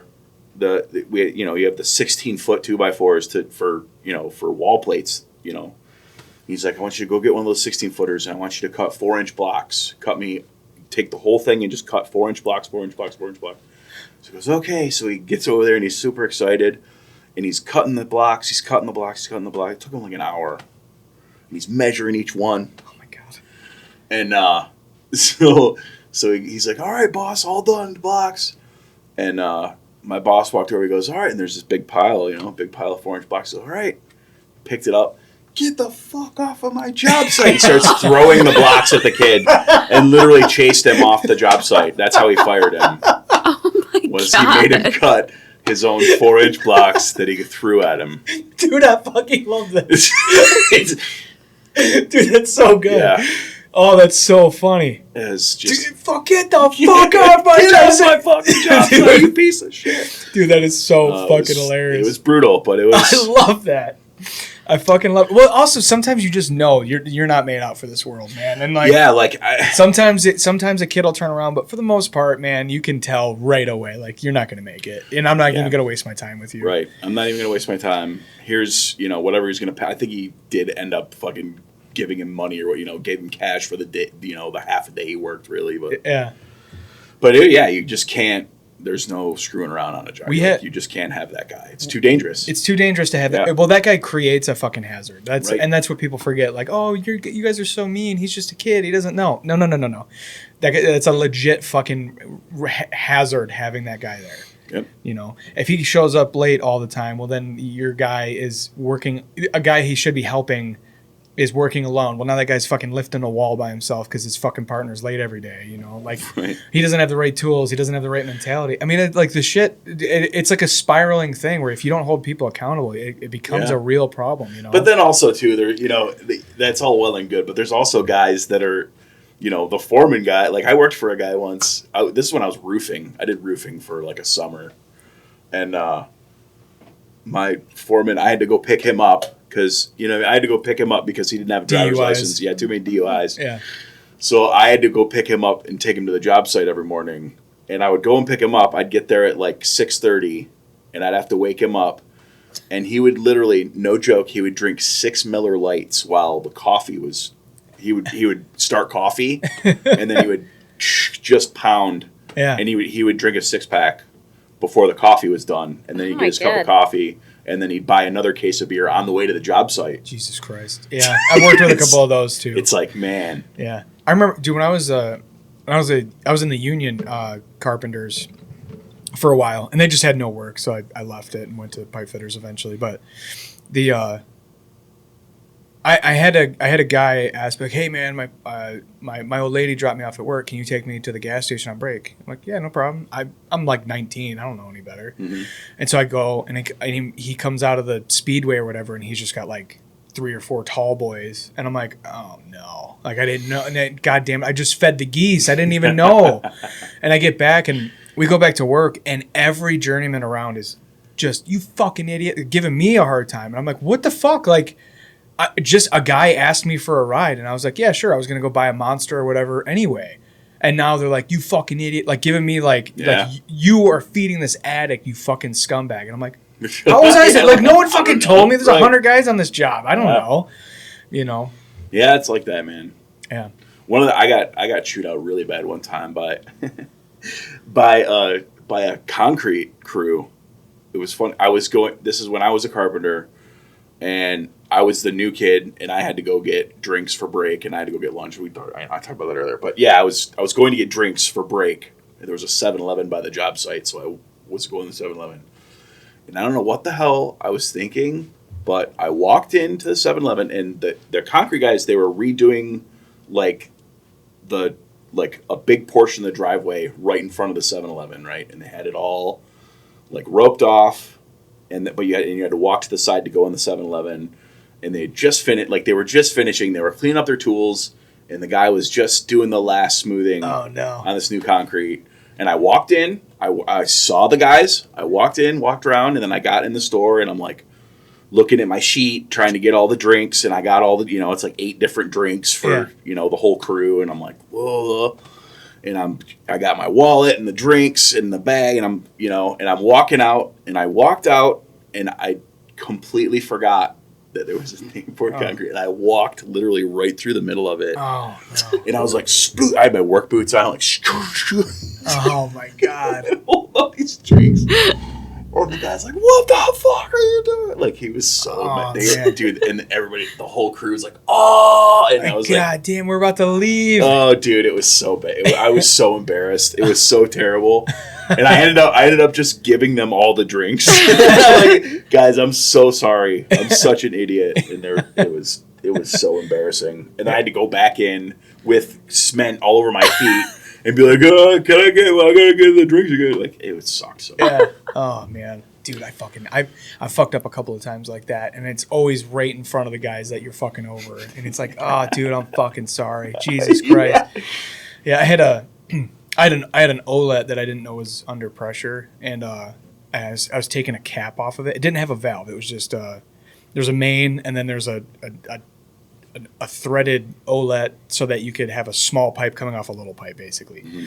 And it was capped off and no valve. And I didn't know that pipe was ever under pressure because we're doing new construction. I cracked it. I started taking the nipple out, and it just shoots out. Water's going everywhere. I'm like, fuck! And I'm in a room that they literally just finished drywalling. And it's just water's just everywhere. I mean, gallons of water immediately. I'm like, oh my God, I can't believe I fucking did this. I can't believe I didn't check. Like, right. I mean, I was like early enough in my apprenticeship that, I mean, in hindsight, someone should have been watching me. Yeah, but, sure. Yeah, that was dude. At the when we were at Ford Rouge, on the crew that I was on, someone had made a giant metal dick. And they dubbed that like the dumb dick of the day. So like anytime someone fucked up, they just put this like 50-pound plate steel dick on your brake area, just boom. And one time I got it because I took a plug out of an OLED that was coming off an 8-inch main that had like 3 pounds of pressure in it. And I was waiting for it to drain, the pressure to drain down. I'm like, it's 3 pounds, fuck it. And I like started taking it off. Well, that much volume, there's like miles of this 8-inch pipe. So like I take this 3/4 inch plug out and it hits me in the chest, and like I thought it restarted my heart. It was just like boom. I'm like, and so I got the dumb dick of the day for that one. My boss was driving this. Do you know what a Cushman is? It's like the yellow golf cart that Austin Powers turns around. Oh, okay. Those are Cushmans. Okay. So my boss was driving a Cushman around to like look at a job that we were about to start on the Ford Rouge property, and there's a tank farm, giant tanks that hold whatever chemicals, but there's like a retaining curb, so it's like a 18-inch curb that looks like just like a regular curb, and he was trying to drive over it, and he just ended up like completely getting the thing locked on its axles. So like he got it, and it was like a big deal because we had to like get a fucking a telehandler over there to like lift it off of it, and like we like rig it up and shit. That sucks so bad. And he was like, we put the dumb dick of the day. He's like, I can't have that on my desk. And like, well, you earned it. You got it. some of the stuff. There's a kid on our crew. His nickname was Diesel, and they called him Diesel because he filled the generator with diesel gas. Oh, and blew it out, blew it up. Yeah, dude, I love that, dude. I love job site nicknames much. We were talking about apprentices coming out and just like he's not going to make it. We had one of the guys that works in the office got his kid a job on the job site as a pre-apprentice, and we're like, this kid comes out, we find like he's late by at least 5 minutes every single day. He's got no initiative. He's like, he has to be told to do everything, and it's like, dude, if we're doing the same thing all week, you should start to see what comes next. Like the guys that are doing the work, like get us the fucking material, stay ahead of us. But so he was having issues, but so he comes in late Monday, Tuesday, Wednesday, and then he sends a text to the foreman and says, hey, I went to the doctor. I have a huge blister on my heel, and they said I have to stay off it and keep it dry for a few days, so I'm not going to be back until Monday. This kid has 3 days in the trade, and he's taking 4 days off because of a blister. So I was like, oh, you done fucked up. Yeah. So I added everybody in the job site that I knew into one giant group text, including other trades. Like, it's not just... yeah. And I'm like, hey, so this is what... I should just read you the text. So mean. I'm so excited to read this. Like, this is the kind of stuff they need in the office and world. Dude, they really do. Okay, they really should introduce. So this is the text I sent out to like 30 people. Hey guys, just a heads up. The new pre-apprentice got hurt. He's off until Monday due to a time loss injury. In this warm weather, don't forget to powder your feet. Our sweet baby boy, now and forever dubbed Pussyfoot, got a terrible blister and cannot come in until it's healed. It's worse than you think. Here's a photo. And there's a picture of a pocket pussy. It looks like a foot. And so, and then like those are the responses. Just, and that's funny. And so before he got back, we all like chipped in on a fucking get well soon care package. We got him like moleskin and super glue and fucking heel blister pads and like oh my god, tissues hilarious. And yeah, he ended up getting run off because he didn't improve. But it actually switched from Pussyfoot to Blister. Blister was just faster. So, yeah, Blister. Hey, Blister, come on, get over here. Mm-hmm. And then I was trying to help him because I was like, he started to improve a little bit like 3 days before he got laid off. So I was like, all right, I see that you can improve. And he found out that he was getting laid off. And the standard in our trade is like, if you get laid off, you leave. So you have time to go to the hall. He is a pre-apprentice, so he doesn't have any like real rights as a union member. Mm-hmm. So I go, hey, you're getting laid off. This is what you do. Don't tell on yourself for not fucking having initiative. Don't tell on yourself for not showing up to work on time. Call the hall. Tell them, hey, I got laid off today, and my journeyman told me I should call the hall and try to get my next job. You hear my lungs? Yeah. Sound like the penguin from Toy Story. I know. That's how I feel. So I go, I walk him through on how to try to get his next job. Call the hall. Tell them they didn't need you anymore. You don't, you know, whatever. Tell them that you've been going to night welding at the training center, blah, blah, blah. Don't tell on yourself for fucking showing up late. Don't tell them that they laid you off for being late or not having initiative. And so he does that. And then I see my superintendent like 3 days later. I'm like, hey, what's up, man? He goes, why'd you tell that kid how to go to the fucking hall? I go, what? He goes, yeah, he called the hall, tried to get another job after I fired him. He's like, I didn't lay him off. I fired him for being useless, which is completely different in our trade. And I go, so he told you that I told him how to get another job? He's like, yeah. I was like, okay, fuck that kid. Yeah, you know what? You were right. My bad. Yeah. I was like, he threw me under the bus for trying to help him. And then the kid fucking texted me like a couple of days after that and was like, hey, just want to thank you for teaching me on the job. You know, it was good working with you. If I ever get back in, we'll run into each other again or whatever. And I was like, fuck you, dude. You threw me under the bus to my superintendent. Right. That I was trying to help you by getting you trying to get you another union job so you had another chance. Because, like, I don't know, I feel like everybody should kind of fuck up once so that you see what the lines actually are. Yeah, it's all part of learning. You know what I mean? You're gonna fuck up. Like you're gonna. Yeah. The thing is just don't fuck up the same shit. Like, that's the main thing. Is like, look, of course you made this mistake, but don't do that again. Don't do that one again. Don't do that again. I mean, that's what the apprenticeship is. It's like you're going to fuck up something every day for years. It's just, as long as you can learn from your mistakes, at least people see a potential in you. And he was making the same mistakes over and over again. He was showing up late, not trying hard, you know. Showing up late's huge. Yeah. That's one that I was guilty of. So was he. I showed up a late lot. Like, do you want water? Yeah, but I need my inhaler, I think. No, yeah, but I'm a journeyman. That's different. Like, I'm not. Right, yeah.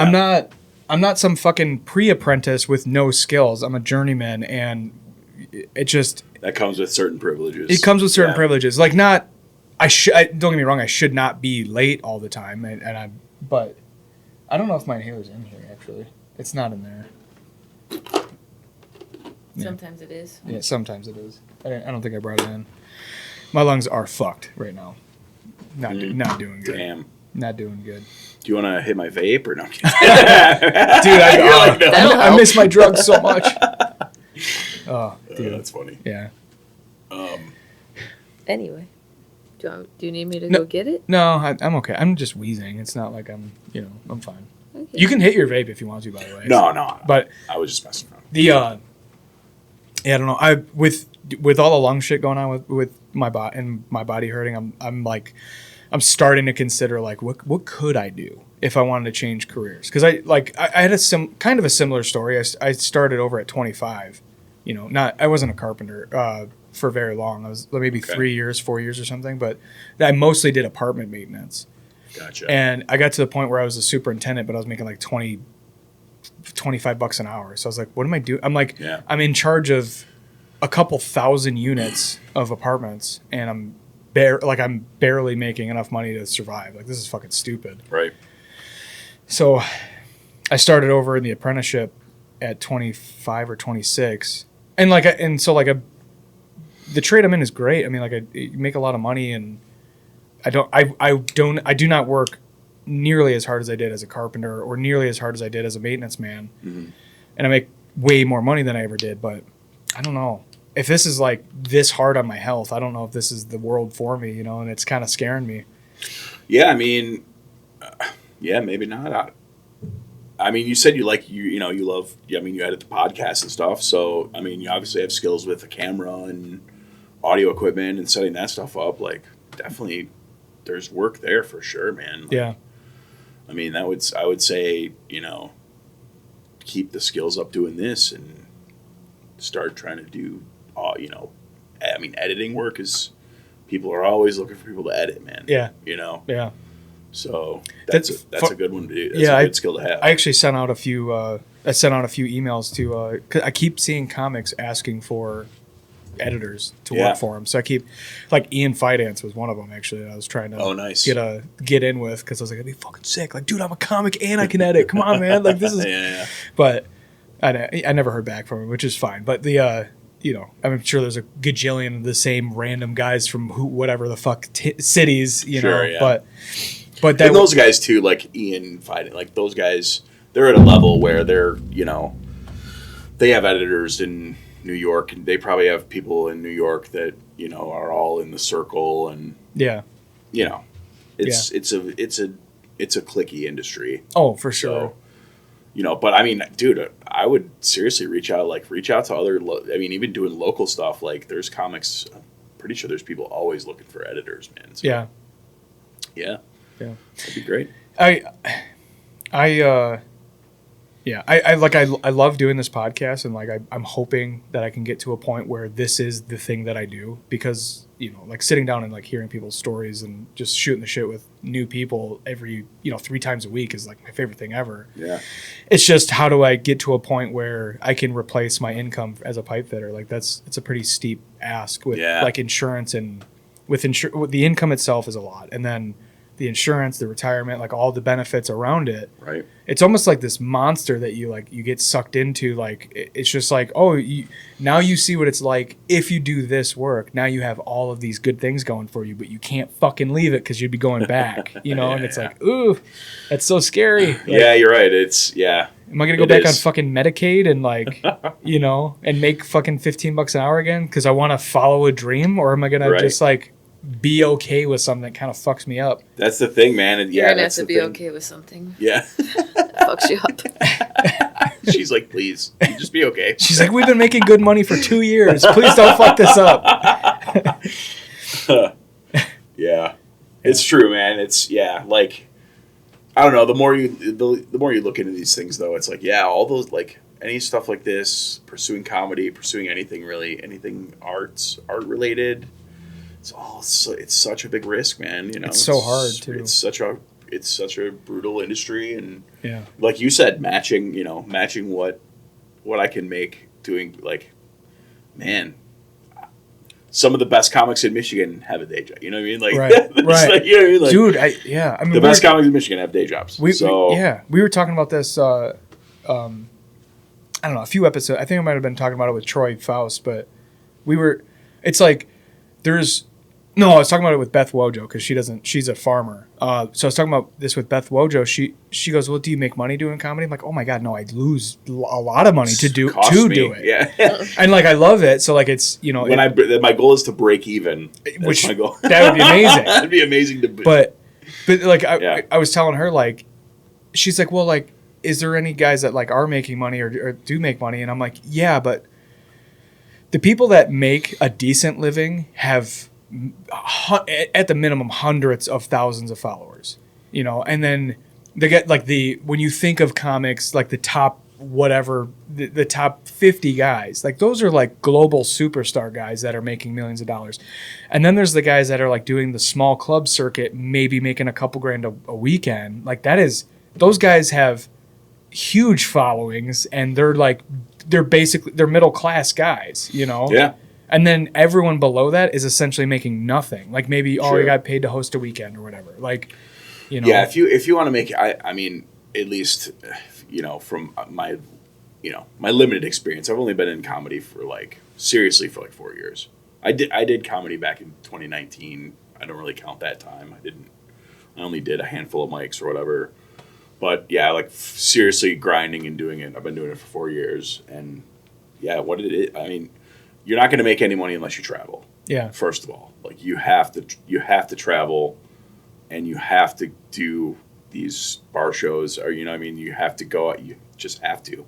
You have to get out and travel and try to build some sort of following, and you know, if you actually want to try to make a living at it, I don't think there's any avenue in Michigan where you can just be a Michigan comic and no way make a living. Yeah. I mean, there's maybe a couple people I can think of, but you know, most people are just the only person that came to mind is like Mike Bonner. Like he's a big guy that's Michigan. Mike Bonner. But Mike Bonner traveled and had a whole career. You know, Mike Bonner's goes way back. Like, you know, he had a whole career about, you know. Right. Like I think of people like, there's another comic, one of my favorite guys in the scene, Ned Rice. I don't know if you know Ned Rice. He's an older guy. Yeah. Like he had a whole career as a writer. He was out in L.A. I mean, he moved out to L.A. I think in the 80s or 90s. Yeah, he has an insane resume. Yeah, like and wrote on all of like my favorite shit growing up. Yeah, I do. It's amazing, and he's like one of the first people that I really met in comedy, and he came to he was one of the first. He was at the very first open mic at Roadhouse. Oh, nice. He came to the very first open mic at Roadhouse, and it was so bad. There was like 6 comics, right? And I'd done comedy 10 times maybe. Yeah. And I started this dumb mic, and like 6 comics showed up, and it was terrible. Like it was so bad the first show. And then Ned got up, and Ned went up, and he like destroyed. Yeah. And I was like, who the fuck is this guy? Like, oh my God, dude. And then I literally Googled him, and I was like, oh. And you see this resume. Yeah, I'm like, oh my God, he has an IMDb page. Who the fuck is this guy? He has a stacked IMDb page. Right. So no, it's. I don't think I knew that about him. Yeah, he he had a whole career, man. Yeah. And now he's just in it. You know, it seems like he's just in it. He just loves comedy, man. He's just in it for the love of the game. Yeah. You know, it's a side hustle kind of thing he's doing. You know. Yeah. So. Yeah, I hope that I can get to I mean, that's my end all goal, right? Is like hopefully this can be a thing where I mean, if I broke even on the podcast studio, all the work that I do on the podcast, if I broke even on it, I would feel like I'm a millionaire because I spend so much time and money on the podcast. Yeah. But like, the podcast is a means to an end, though. I love sitting down and talking with people, but really it's like I'm doing the podcast because it's almost like necessary to have a career as a comic you have to be a fucking podcaster too, you know? And I mean, that's definitely a huge help. You know what I mean? You really got, I mean, that's definitely the direction things are going right now is, I mean, podcasting is, you build a following podcasting and, you know, that'll get you club time, really. Right. You know what I mean? So. Right, especially if you can move tickets. I mean, moving tickets is the biggest thing. We've seen big name guys come up on the stages around here that, you know, One Night Stands or Mark Ridley's or whatever. Sure. They have big names and then they combine shows because there's fucking, you know, 100 tickets sold for a weekend. And you're like, you know, I don't know. I mean, it's a fickle industry, and I got into comedy. I mean, I've been a comedy nerd my whole life. Like, I've loved comedy since like Bill Cosby, man. Yeah. And I say that not even in a funny way. Is that Bill Cosby sticker facing you on that hood? On that welding hood? This one. Oh yeah. It says drinks on me. Yeah, man. Like listening to my dad laugh at Bill Cosby's like some specials. of the funniest albums of all time. It sucks that he's I mean, obviously, but it's crazy. Like, I've been a nerd about comedy my whole life. And so I kind of knew coming into this, you know, I listen to comedy podcasts. I watch a bunch of I've always watched stand-up, specifically stand-up comedy too, like huge fan. But yeah, like, you know, listening to people and the advice they give, it's like just you know, just focus on being funny, I think is the most important thing, you know. And that's how I'm approaching it. You know what I mean? I don't want to make $1 million. I don't want to have 100,000 followers. I feel like that will come if I'm funny enough, right? Yeah. And maybe that's a dumb way to approach it, but also I don't like to have crazy I don't like to set crazy high expectations just because I don't want to disappoint myself. You know what I mean? Yeah. So I'm just like I'm just trying to baseline. Like, I just want to make sure I'm funny. Yeah. Right. Like, that's the whole. That's reason the I'm main doing this. thing. The main thing is I want to be funny on stage. All your goals and aspirations and all that other stuff is secondary, and I think a lot of people lose that. You know, they lose that to the grind of what this thing is as a career. You know, I mean, there's a lot of people that like their entire identity becomes I'm the hustling comedy guy, and you're like, all right, well, but like you went, which is important. I mean, that is an important thing though too. Like, you do have to have a work ethic, and that's actually the part I suck at. I'm not good at the hustle. Yeah, you know, I can be funny on stage. You know, for the most part, you know, I think I'm getting better, but you know, the whole hustle part I'm not good at because I constantly think I'm not funny. You know what I mean? Like, there's this weird thing where. Are you like standing in your own way kind of thing, or maybe, but I don't know. I just like. I don't know, man. I just want to be funny. That's all I want. Like, I just want to make sure I'm funny and be able to. I want to be good at stand-up comedy. Whether I make money at it or not, I kind of really don't care. Yeah. Like you said, you got a good gig. I have a good gig. You know, I have a good side job. I'm happy with that. Yeah. You know, if one day I'm good enough at comedy and frickin', you know, Segura hits me up and is like, "Hey, you want to open at fucking the Fox or you know?" Like, absolutely. You know what I mean? Dude. Of course. Yeah. But, you know, I'm not, I can't sell the farm on this idea. You know what I mean? Like, it's. Right. Oh, see, that's the thing, man. Is like I as I get older, I'm having like some of these, I don't want to say like existential crisis because that's not what it is. But there are like days and weeks where I'll think about like, man, like, to grow up a dreamer and then like settle instead is like fucking really hard to cope with, you know? And So now now that I have a job where I do have a bit of a disposable income and I can put time and effort into something that I love besides just like my yard and my fucking work at work, it's rewarding as fuck. But there's also like, man, but I don't want to, now that I'm like doing this, I don't want to do anything else. Like I don't want to go to my regular job. My regular job's fucking lame, you know? It's not like I'm good at it, but it's not like I didn't grow up with fucking pictures of the world's greatest pipe fitters on my walls. Sure, like right. I was watching Insomniac at like 9 years old. Yeah. Getting yelled at for watching David Tell in the middle of the night, you know. Sure. I was watching Real Time or not Real Time, but before that, fucking whatever whatever Bill Maher's first show was before Real Time, and then I was like watching like mini documentaries about like Seth MacFarlane and like, you know what I mean? Like I've been obsessed with comedy my entire fucking life. Yeah. And to like finally be doing it is so rewarding, but it also I think is kind of like exposing how much time I've put into shit that I don't care about at all. Yeah. You know, and that's kind of a weird thing to cope with. It's rough. Well, it's the what is it? It's the artist. It's like the artist. The artist brain is constant suffering or something like it's something like that where it's like if you're an artist, it's never good. You know, it's never good enough, and you know, like you have to create. You know, what I mean, you have this thing in you that you have to do, or you know, you have to make people laugh. You have to tell jokes, and you know, I have that too.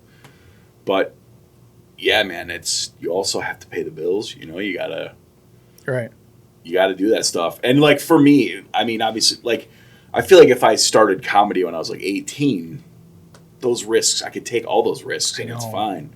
But now I'm like late 40s. Like, you know, I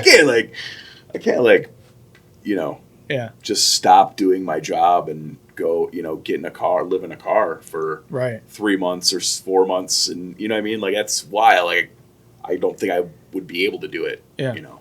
So, I mean, maybe if the money's right. Yeah, for sure. Let's go. Yeah. See, that's why I'm trying to take a book out of like the guys that have popped off in the last couple of years. Like Troy Bond didn't exist in my brain until like a year ago. I think he was the one that put out a video where he said that he had a goal where he was going to put out like one comedy video every single day for like a year. And he's a national name now, like, you know, or at least so great. I mean, it worked, right? It worked, dude. Yeah. Yeah. And like content. Yeah. Yeah. I mean, and there's a handful of those guys that just like hustled their way online to get a huge following. And I don't know. I don't want to be like a charlatan about the way that I do it. I do want to earn my time, because, lack of a better term, like I want to be a legit journeyman before like if it popped right now because I have the podcast, I would feel so insecure. I'd be like, oh my God, I fucked up. I shouldn't have. Yeah. I shouldn't have done it. Because that's the opposite, right? Like you don't want to blow up super quick before you actually have the skills, right? And then what happens, right? 'Cause then you don't have the arsenal. Right. You know what I mean? You have the gun, but you don't have the ammunition. Right. It's like Paige made a comment about we were talking about Kill Tony or something the other week, and you said something about like, oh, wouldn't you want to go on? And I'm like, fuck, right now, fuck no, fuck no. Like I have like I have like 3 okay 5-minute sets. I do not have a murderer 1-minute set. Fuck no. I would go there and waste this. They'd be like, okay, yeah. You know, I would not do well in that setting. Dude, there's there's several people I know in the comedy scene who've done Kill Tony and been like, I know one guy, Mason Bird, moved down to Austin and he blew up and he did great, you know, and it's like that's awesome. Yeah. But that's what I'm afraid. That's actually what I'm more afraid of if I were to go on Kill Tony is doing well. And then you're like, oh fuck, and then I'm like, oh shit, but I suck at comedy. You know what I mean? Like, but they're gonna give, you know, I'm doing headlining gigs now. Like I can't headline. I get, you know, right. I got 20 minutes. I can stretch to 20 minutes, but you know, that's so I talked about that in another episode. I did a mic in Miami. A guy named Raul Hernandez put me up on stage in Miami, and he was like, he came by and we were sitting at this brewery. And he goes, I go, hey, what are we doing? Like 5, 7? What? He's like, oh no, we do like 20. I go, 20? I'm like, fucking not me. 20. I will not be doing 20. Like, what the hell are you talking about? I think he said 15. Whatever. 15. So, You keep Where saying was this funny. at? What room was it? down in Miami, we did. In Miami. Okay. Yeah. We Okay. did. Oh god, some brewery down in Miami. We were Gotcha. we were on vacation, so I posted on like a bunch of the comedy pages, comedy groups Sure, on, yeah. On Facebook. It was like, anyone know anyone from Miami? Is there any mics here? Because I wanted to do a mic while I was on vacation. Yeah, you know? absolutely, man. It was fun, and I got props from a couple of the guys that were there, which surprised me because I thought I ate absolute shit. Their style was just like they were all like it was a lot of crowd work. Yeah, it was like a crowd work mic. That's like everybody was Okay. all crowd work. Yeah. Oh wow, interesting. Yeah. So it was just different than what. Was it? It was an open mic though. Was it an open mic or? Yeah, Okay, yeah. but like same way that we do it here. It's like a showcase open mic. Like it's Sure. an open mic, but you're scheduled. You know. Oh but, right, yeah, booked open mic. Yeah, but and that was, it was cool as fuck to be able to do it. I got props on a couple of my stupid jokes and you know, but I thought I ate shit. Especially because we were in this brewery. So we're in Miami. The brewery's like in a warehouse, and then they just have like big industrial fans like spinning slow, kind of moving air around. So it was okay if you were sitting down at the table. As soon as I got up on the stage, I'm like, oh, it's 140 degrees in here. Like, oh no. It was also hard to hear as an audience member. Yeah. Well, Yeah. and it's just the nature of an open mic anyway. It's you know. pretty much every open, yeah. Yeah. Or it's so loud, or you know, or you can't hear it, or it's just way too loud. It's And you're never like, right. Oh, dude, it's so bad. How's your mic been going, dude? I haven't been there in a long time. It's going good, man. You know, I mean, last show I think I had over 30 comics show up. Holy shit. Yeah, man. And you put them all up. Yeah, I try to put everybody up. Yeah. That's How my late goal. do you go? Too late. Yeah. Last show 1 a.m. I think we Yeah. ended. my So it gosh. starts at 8, ended at 1. Putting up Paul Pipitone numbers is wild. Yeah, Yeah. for real. Yeah. He's gonna come after you. He's You're gonna beat him. I'm the Oh, mic that's that great. goes for 9 hours. I actually did. I did a version of my mic at New Way at his mic a few weeks ago, and that was pretty cool. It was fun, but that dude, he went. I mean, we go till 2 a.m. Yeah. and it was 50 comics probably. Like Jesus. I was so exhausted by the end of it. Oh yeah. And I'm like, dude, this is so I don't know how he does it. Didn't have anyone to It's tag wild. to help host. Yeah, so like me and Paul, we kind of had. I did sort of like the first third of the show maybe, and then he stepped in for like the second part of it, and then I came back at the end, and then it was like me and him running it at the end. Right or whatever. on. Yeah, that's the way to do it because that's But- a fucking long stretch. Yeah. Hours and hours and hours of going up every 5 minutes. And is that what you guys do? Well, so I've been doing like a panel style at Roadhouse, and that's what I did at New Way.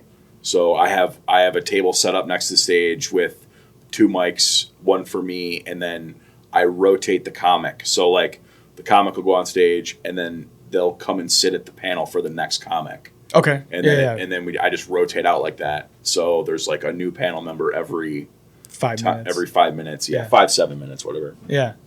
It's been a lot of fun, man. It's been cool. We get to just bullshit, and it's sort of it's like a Kill Tony ripoff, sort of, but worse. Like it's like if Kill Tony, but if Brian Redband, your friend, whole thing. That's what it is. It's terrible. I it's fun, man. love how hard they rip on him when he'll chime in with like the dumbest question, and they're just like, you fucking god damn it. I think I would like it better if you ran it the whole time. Brian. Oh, Yeah. she's like Tony I don't Hinchcliffe like hater, dude. I don't Yeah. understand. It's because That's his MO. Yeah, That's people what he just does. fucking hate him. He's a villain. Yeah, he's the heel. He He's likes the it. heel, He likes yeah. being a heel. People think he's like so racist. He's such a piece of shit. But you're like, okay, He but has he's also he has done some cool things. He's I got- like, I'm I like when they rip on him. I like when Yeah. like, Big J and those guys rip on him. yeah. Because it's so funny. Like there was it the roast of there was like the Louis J. Gomez roast where Shane Gillis, I think it was Shane Gillis, like roasted him bad, and he was just like he used to have a Corvette or something with the license plate roast you or something. Like it was something. It was so God. obnoxious, And yeah, Shane Gillis is like, that's the dumbest. It's the dumbest thing ever. You used to have a car. Yeah, it sucks so bad. It's the worst thing ever. It's so hilarious. Oh man. Yeah. Yeah, there's a lot of people that have like completely chalked him up as this like huge racist, and I'm like, wow, how is he racist? Like I've never heard him say anything that's like legitimately hateful, and half of his employees are black dudes, if not more than half. Yeah. And then he's giving a platform for all of these odd guys, like I mean, like literally disabled guys. There's a comic that's a regular that has Down syndrome on Kill Tony. Like that's kind of a running joke too. Who else is doing that? You know? Right. Yeah, I don't know. It's Kill Tony is like I love the idea of Kill Tony. I think it is a great idea. It's very funny. I think it's dropped off a lot since in the past year or so. I don't think it's as huge as it was. I mean, obviously they did the arena shows or whatever, which were huge. But, yeah. I didn't even know about it until he started doing comedy. Really? Yeah. You didn't even know? Yeah. I didn't know it existed. A lot of people don't. Like, comedy's this weird world where it's very popular for people who like comedy, but there's so many people who don't even. Well, now not even on anybody's radar. Yeah, now that I do know what it is, I'll talk about it sometimes, and the amount of people that I know who do know it, I'm just like, oh, the people watch this. There's comics who I think are like absolute legends that because I'm a comedy nerd my whole life. There's certain guys where I'm like Nick Thune, I think is like one of the greatest comics of all time, and no one knows who he is. Yeah, that isn't a comedy nerd, or like even like Louis C.K. Like I'll bring up, I read Louis C.K.'s book Ingram, and it's a devastating novel. Like it's fucking hard to read. It's like one of the hardest books I've ever read. It's a super depressing fucking book, but it's really well done. And Paige was looking for recommendations for her book club, and I was like, oh, you guys should read. I just finished reading Ingram. It's one of the best books I've ever read. It's by Louis C.K. And she brought it up to her friend group, and they're like, we're not reading a fucking this guy's book. No. Fuck him. He's a bad person. And I'm like, and I didn't know anything about him. I knew nothing, so he's like setting me up over here. I didn't set you up. It's just a good book. And like I was like, okay, like he got canceled.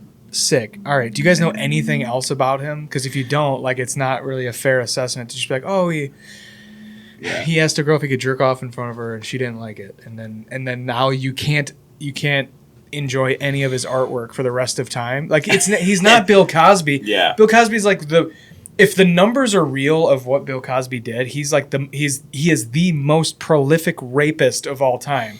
That is not the same thing as being in a position of power and jerking off in front of a girl. Like that sucks. It's fucking horrific, but like, yeah, it's not. But it's not the same. It's weird though. I don't know. That story. There's so many weird stories about that too. Like, apparently like Sarah Silverman like knew about it and was like, yeah, was like, yeah, he jerked off in front of me all the time. Oh, really? Yeah. Sarah Silverman was like, yeah, it's what he does.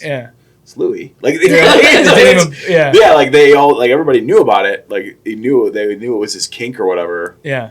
And then I don't know. And then apparently the story was like he asked the girl to come up to his room and asked her if he could jerk off, and she said yes, thinking he was joking, but then he really started doing it or something like that. Oh.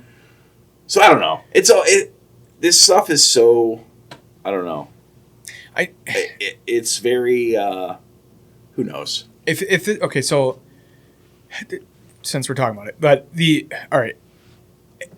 if the woman's an up and coming comedian and she's going up against like the 1% of like the biggest comic on one of the biggest comics on earth, so there's a huge power difference there. Sure. And then it's also a man versus a woman, so there's a big power difference there too. Sure. So it's like, okay, I could see you get stuck in that situation. You're just like, what the fuck? Like this guy that I look up to, I'm trying to have a career here, and this is what he's doing to me. That's horrific. That sucks. That fucking blows. Oh, it is terrible. Like, yeah. But it's terrible. But the thing is, is it criminal? That's my problem with it. Is like, is it abusive because there's a power dynamic? Yes. But like, is it a criminal thing where like it was worth him like Is it worth him not putting art into the world anymore because he has this kink and he used his position of power to get women to allow him to jerk off? I don't know, dude. I mean, that's a complicated fucking thing. It's super complicated, yeah. And it's like, obviously it's not a great, it's not great. It's not a great look. Yeah. Right? Especially if you're Louis C.K., the biggest comedian on the planet at the time. Right. Right? That's definitely not a good look. And it's totally not a cool thing to do. But if we're talking about people getting canceled for things, right, like you can't say that that's the equivalent of Bill Cosby. Of Cosby, or the equivalent of Weinstein, right? Like the shit that Harvey Weinstein did and the shit that Louis C.K. did are in two completely separate worlds. Completely different. I from what... Yeah. I mean, and to be like... What I think. But. To be fair, like what sucks is that every single woman that you talk to is going to have a story where they were coerced into sex by somebody without even a power dynamic. It's just like, oh, a guy guilt tripped me. Oh, I'm going to have blue balls or whatever. Sure. That every single woman I know has that story. Mm-hmm. Guilt trip you into sex. Guilt trip you into sexual favors. Like that fucking sucks. That sucks. But I think and it's like it could have been Louis C.K. But you see how that's the best possible scenario is that it's a fucking famous guy that did it to you. but it sucks that every single woman has that story that fucking blows. But the thing is like I think the differentiating factor should be is it immoral versus is it criminal? And like what I worry about when these conversations come up and people just have a hard line, if you were canceled, you're a scum forever. It's like, okay, but hold on. But are you undermining people who went through like a violent rape or a rape, going through a rape, horrific? That is not the same thing as what Louis C.K. was doing to people. I you know what I mean? Saying. So like you're kind of undercutting like. There's a risk of undermining traumatic things that people went through that were like in a completely different realm, but like needs way more attention than right. And there's mainstream guys that are not canceled who have done way more horrific shit, like Anthony Kiedis and fucking Jerry Seinfeld and sure, like these guys that like R. Kelly. I mean, you like there's these huge musicians who literally got custodial rights over 15, 16-year-old girls so they could legally fucking fuck them as like 30-year-old men. Sure. And everyone's still bumping fucking Red Hot Chili Peppers. Yeah. And no one talks about that, but like... Yeah, it comes down to, can you separate the art from the artist? Right? Yeah. Can you do that? Right. And some people can't. I can't. I get it. I can't.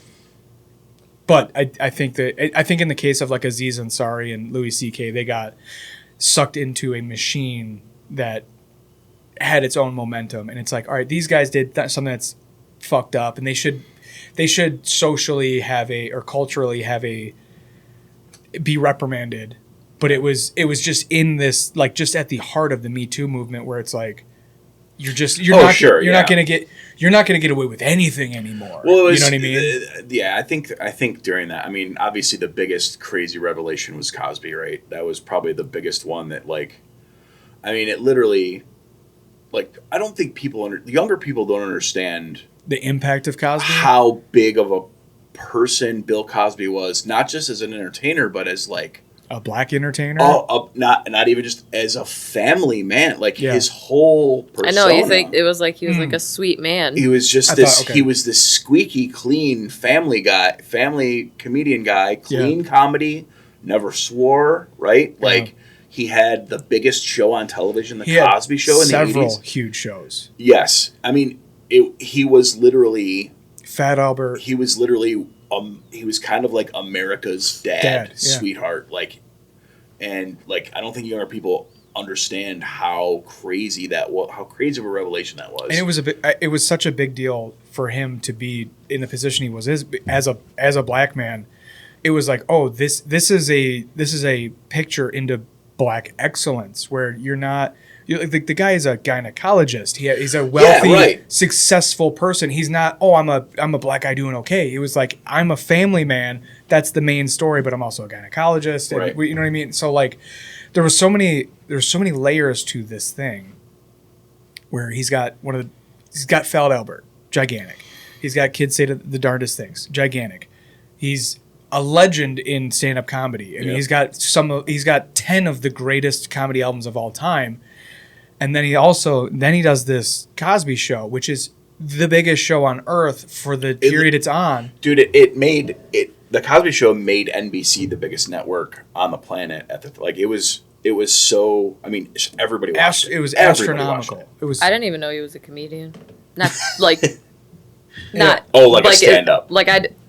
I just knew I knew him from the Cosby Show. From the Cosby Show, right. Kids say the darndest things like growing up. But I didn't watch. Yeah. But then finding out that Cosby is drugging and raping women, and he might be, if the numbers of the amount of people that are accusing him of this, if those numbers are real, which it seems like they are, he's the most prolific rapist of all time. Sure. And it's like, holy shit. It's exactly it's literally the exact opposite of what we were sold. Right. What he was. Of what a man he was. And that's what, and so that was the big revelation. And then Harvey Weinstein was also a huge one because he was, I mean, it's the Weinstein Company. Like, it's some of the biggest movies. Some of the greatest movies that have ever been made. And he's the gatekeeper. Were produced by this dude. Yeah. Who's also this monster. And that all happened within the span of, a couple years. Right. And so then, then it was just, the pitchforks were out. Like, it was like, you had Kevin Spacey. Yeah. Chris D'Elia, who is also... The floodgates opened, yeah. And then people got, like, I feel like, not to say that what they did wasn't wrong, because it was, but, like, I feel like Louis C.K. and Aziz Ansari, for sure, got washed away with the flood of the fever. Yeah. And maybe their stuff wasn't good, but it wasn't as bad. Like, it wasn't even close to as bad. It wasn't even close, yeah. The Aziz Ansari thing, for sure. Like, that story, as far as I remember, that story was essentially Aziz goes on a first date. The girl gives him head, regrets it, and turns it into a sexual assault. That's what I heard, too. And that's essentially the story I heard. Yeah. But, of course, it's not my fucking story. I'm sure there's a lot more to it. But like... as somebody who like wants to be like believe all women, but I'm afraid that if there's too many of the stories where it's like, oh, that sucks, but that's I'd be pretty pissed if someone did that to me. If what? If someone just decided to jerk off in front of me. But if it was Louis C.K., no. If he asks and then you say yes. And you say yeah, that's different. And then you're like mad about it later. You know what I mean? That's literally, he tells like that. I think that's how he opened his first special after all the things happened. He like took some years off and then he did his first special, and like his opening joke in his first special was like, is it alright if I jerk off? yeah, his opening joke was, alright if I jerk off. And he goes, what I've learned from this is if you ask somebody if you can jerk off in front of them, don't. And even if they say yes, don't do it. Don't do it. Dude, my favorite tag on that is that he's like, you know how bad it sucks that the whole world knows what your thing is? The president. Yeah, Obama knows what my thing is. He doesn't even say, he says Obama. That's the funniest thing. He's like, Obama knows my thing. Like, that is... It's the big problem with that is that there was a power dynamic between him and the less prevalent comedian. Sure, that's the thing. It's and boss also versus employee. And also too, again, at that time, the biggest comic on the planet. The biggest. And he was starting to branch off from just comedy to like mainstream kids movies. Yeah, he was getting ready to do a movie. He was getting ready to do like a Woody Allen movie, I think, before that happened, and all that got canceled. He was doing Secret Life of Pets 2. Yeah, he did Louie, the show Louie on FX, which was huge. Dude, that show was so good. It was like, that show was amazing. I love that show. Like, yeah, he was the biggest comic on the planet. Yeah. So, yeah, huge fall from grace. But I mean, Yeah, I don't know. I'm worrying that I'm not like getting all my thoughts out correctly, and like this is gonna be like, hey, what the fuck? You like support this guy? But like, so like, all right, so like to put a bow on it, like I understand the power dynamic between Louis and us. Essentially, it's like employer-employee relationship. So there's a power could have been. I don't know if she was working with him or not, but there's a huge power dynamic difference between the biggest comedian on earth and a up-and-coming female comedian, and then he asks her if he can do that, and then she says yes, but the implication is you kind of have to do this because of who he is. So that sucks. I mean, that fucking blows. I'd probably, if that was my daughter locked in that room, I'd fucking kill the guy, right? But yeah, but I can't. I have a hard time like writing off him as an artist forever because of a thing that sucks, Well, I mean, yeah, you can. I mean, yeah, you can. I can separate. I can separate the art from the artist. Like, I mean, yes, Bill Cosby. Like, Bill Cosby was a monster, but I can't say he's not funny now. Like, those albums were funny. Yeah. Like, you know what I mean? Like, that is a thing that happened, and it sucks. It really sucks. Like, I really loved Bill Cosby. Like, everybody loved Bill Cosby. Yeah. So I'd be devastated. Like, if Dave Matthews got canceled, because like it turns out Dave Matthews is like the biggest rapist of all time. I'd be so devastated. Did Dave Matthews empty his tour bus shit on like people in a river or something like that? Okay. Yeah. Well, What? he didn't. That's almost worse. That's Jerking off. Yeah, What if he's jerking off Dave while he Matthews, does it? yeah, could you jerk off in front of me instead of dumping Dude. all of the band's shit on my head? It wasn't Dave Matthews. It was his driver. They have a tour bus. It has a black water tank on it, which is like shit and piss. Mm-hmm. He drives over this like corrugated metal fucking bridge over a river, and the bus driver decides he's going to dump the tank. So as they're stopped on the bridge, he dumps the tank, and a boat goes underneath it at the same time, and they all get covered in piss and shit. Yeah. Yikes. By Dave Matthews Band. Oh, and it turns out that's his kink. Obama knows about Dave Matthews' kink is dumping shit and piss on people. Did he at least play like a sweet acoustic riff while he was... That's a real song. That's hilarious. Dumping shit on people. That's so fucking... It's so crazy. Dude, I don't know. Ingram's a good book. That was my whole point. The whole point is... Ingram's a really good book. Give Ingram a read. Yeah. Sure, he jerked off in front of... people who didn't... Probably several people.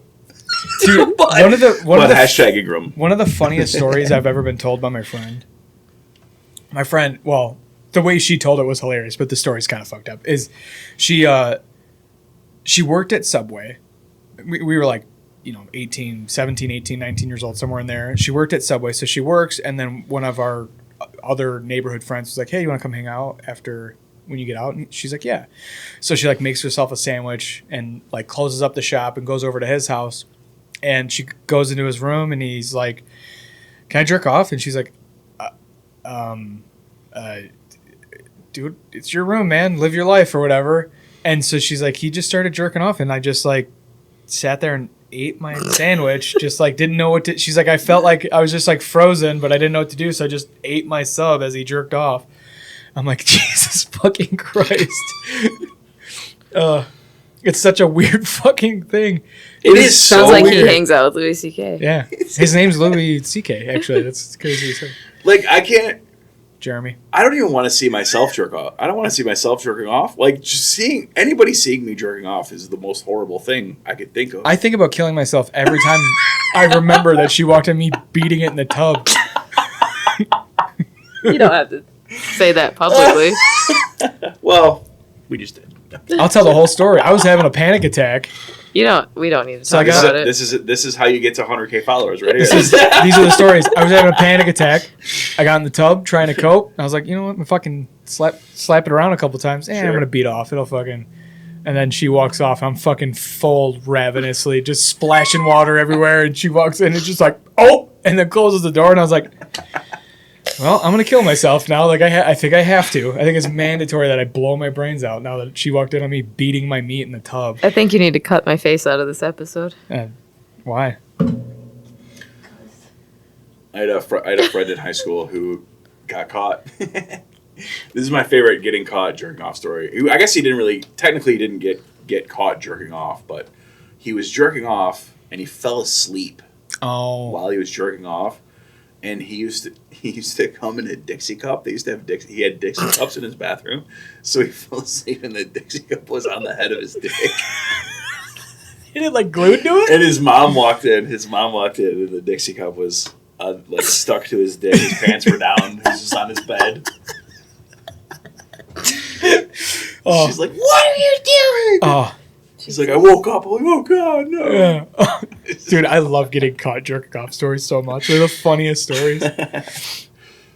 How red can I make Paige's face right now? I'm gonna just start sharing all my. I have a professional job. That's all I'm thinking about. Well, don't tell him that you're on a podcast.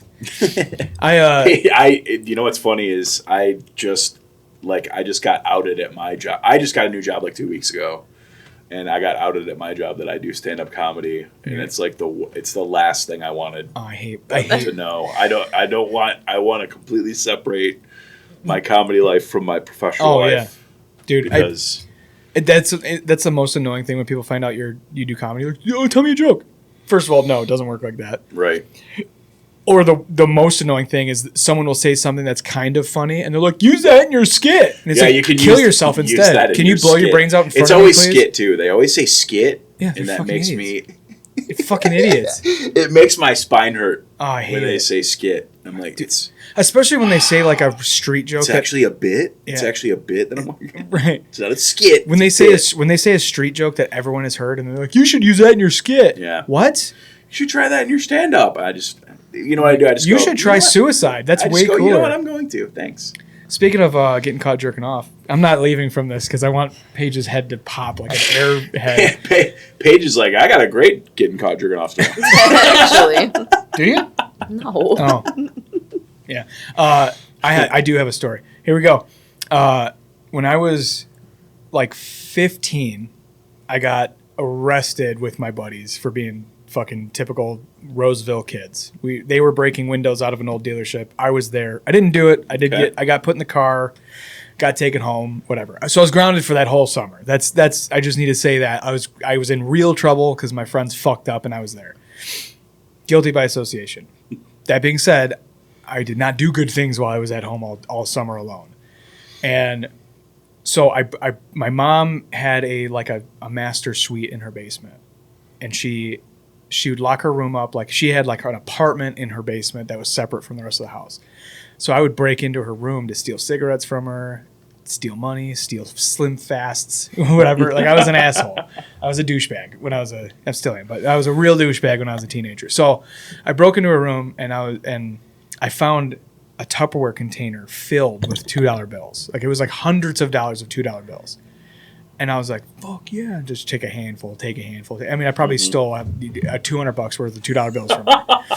But so using these $2 bills, I had a tower computer in my room that I was allowed to use eventually while I was grounded. I was like, thank God I can fucking play on Paint. I can write whatever. Like, cause I always wrote, comedy or fucking poetry or songs, whatever the fuck. But with these $2 bills, I left. When my mom was gone for work, I left to go to the Walmart across the street from her house, and I bought a Wi-Fi card. This is in like 2007, maybe 2008. I bought a Wi-Fi card so I can make my tower computer with wireless internet. Holy shit. I buy it with $2 bills. They come in and they mark every single one because they're like, this is not real. And they fucking 100 of them. Okay, they're real. Here, give the kid the Wi-Fi card. And I got... This is when Skull Candy first came out. I had sound canceling over the ear headphones, which I just got for some holiday, birthday party or Christmas or something. I plug the Wi-Fi card in. First thing I'm doing as a 15-year-old kid, porn. Immediately porn. Sure. Go on porn, get the video to load, and it's like the Wi-Fi is so slow. It's like loading like one fucking pixel line at a time. Yep. Eventually I get the video to load. Got my headphones on. I'm fucking wailing away. And I just hear, boom. And I'm like, what the fuck? And I turn around, and my mom walked in and dropped a fucking basket full of clothes onto the ground, and it shook the house. And I go, and she goes, what? That's fucking ridiculous. Here's your laundry. Slams the door. And I'm like, oh my God, I'm going to, Jesus Christ. Oh, no. And I didn't, okay, this is the part that I think is unbelievable, but I think, I swear to God, I think this is true. I panic. And what do? I don't go talk to my mom. Fuck no, I can't look her in the face for years. I can't. Sure. I go on Yahoo Answers. And I type up what happened. And I go, what do? And I submit, and I wait like a few hours, and I'm like waiting to like go back and like look at the answers, and I'm just like rocking in my room like I have to kill myself. I can't leave this room ever again. Like I can't face my family. My mom just saw me wailing away. I go back on Yahoo Answers to look at what people said on my post, and I find another post that was posted at the same time. And it says, I am a single mother of 3 kids, and I just caught my youngest masturbating. What do I do? It was posted at the exact, like, within minutes of me posting it. I'm like, me and my mom both went to Yahoo Answers individually to ask the community. But you don't know if that's true or not. I don't know if it's true, but I think it's true. You think it might be true, yeah. I think it was her, because it was like, definitely her. It was within minutes. It was definitely her. And it's like, I'm a single mother of 3 kids. My youngest just got caught. Like, it was like, check. Like, all within fucking moments of me also posting it. Dude, I should ask her about that. Thank God. I think I've never her. caught my boys beating off, thank God. I'm waiting for the day. My kid's I wonder 13. if my I should ask my wife if she has. How old are your boys? They're older. They're 22 and 19. Okay, so they're definitely jerking off. Well, yeah. But are they? But, do they? I mean, are they for years now. You know, yeah, they're pros now. Yeah, they're fucking. But yeah, they're they still live at at home. They still live at home. Yeah, mine's 13, and like every time I go say goodnight to the other 2, and I'm like, oh, he's in his room and his door's locked. I'm like, this feels like fucking pulling the trigger on Russian roulette. Like I might. I texted him the other day. I was like, I was gonna ask him if he wanted to go for a walk with me, but his door was locked, so I got scared and I just left. Yeah. Right. Yeah. Because you don't want to walk in. Yeah. But he is growing up so much more innocently than I was. Like by 13, God, I was like smoking cigarettes and like finger banging fat chicks. These kids don't even know. Yeah. What I was up to. My boys are they're I don't even know, they're really good boys, and I don't know how. I don't know. I don't know. I have no idea how we did it. Because me and my wife are both, we're terrible people. We're a piece of shit. I was a bad kid. I was a terrible kid. Yeah. Stole money, lied all the time, completely. I lied about everything. I was like so afraid of being in trouble all the time that I just lied about everything, which got me in trouble. Yeah. You ever think about some like random shit that you got in trouble for as a kid, and you're like, why the fuck did I do that? Like, why did I say that? Right. Yeah.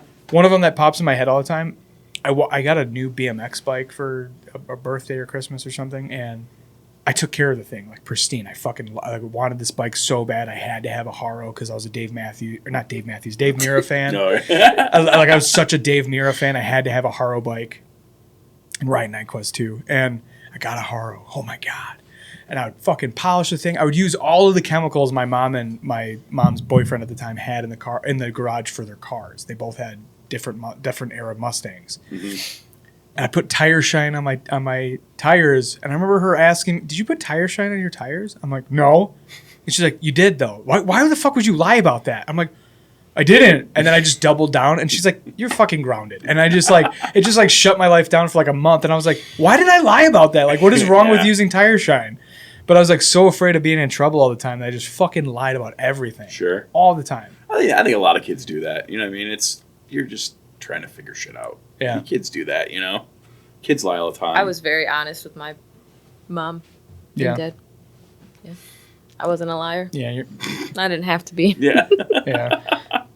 I was up to a lot of shit though. So maybe it was because I was surrounded by bullshit I was doing, but my parents, I'm kind of lucky. I was the youngest of. I have an older sister, and I had an older brother. He passed though. But I had an older sister and older brother, and my older brother and older sister were so bad. They were terrible people.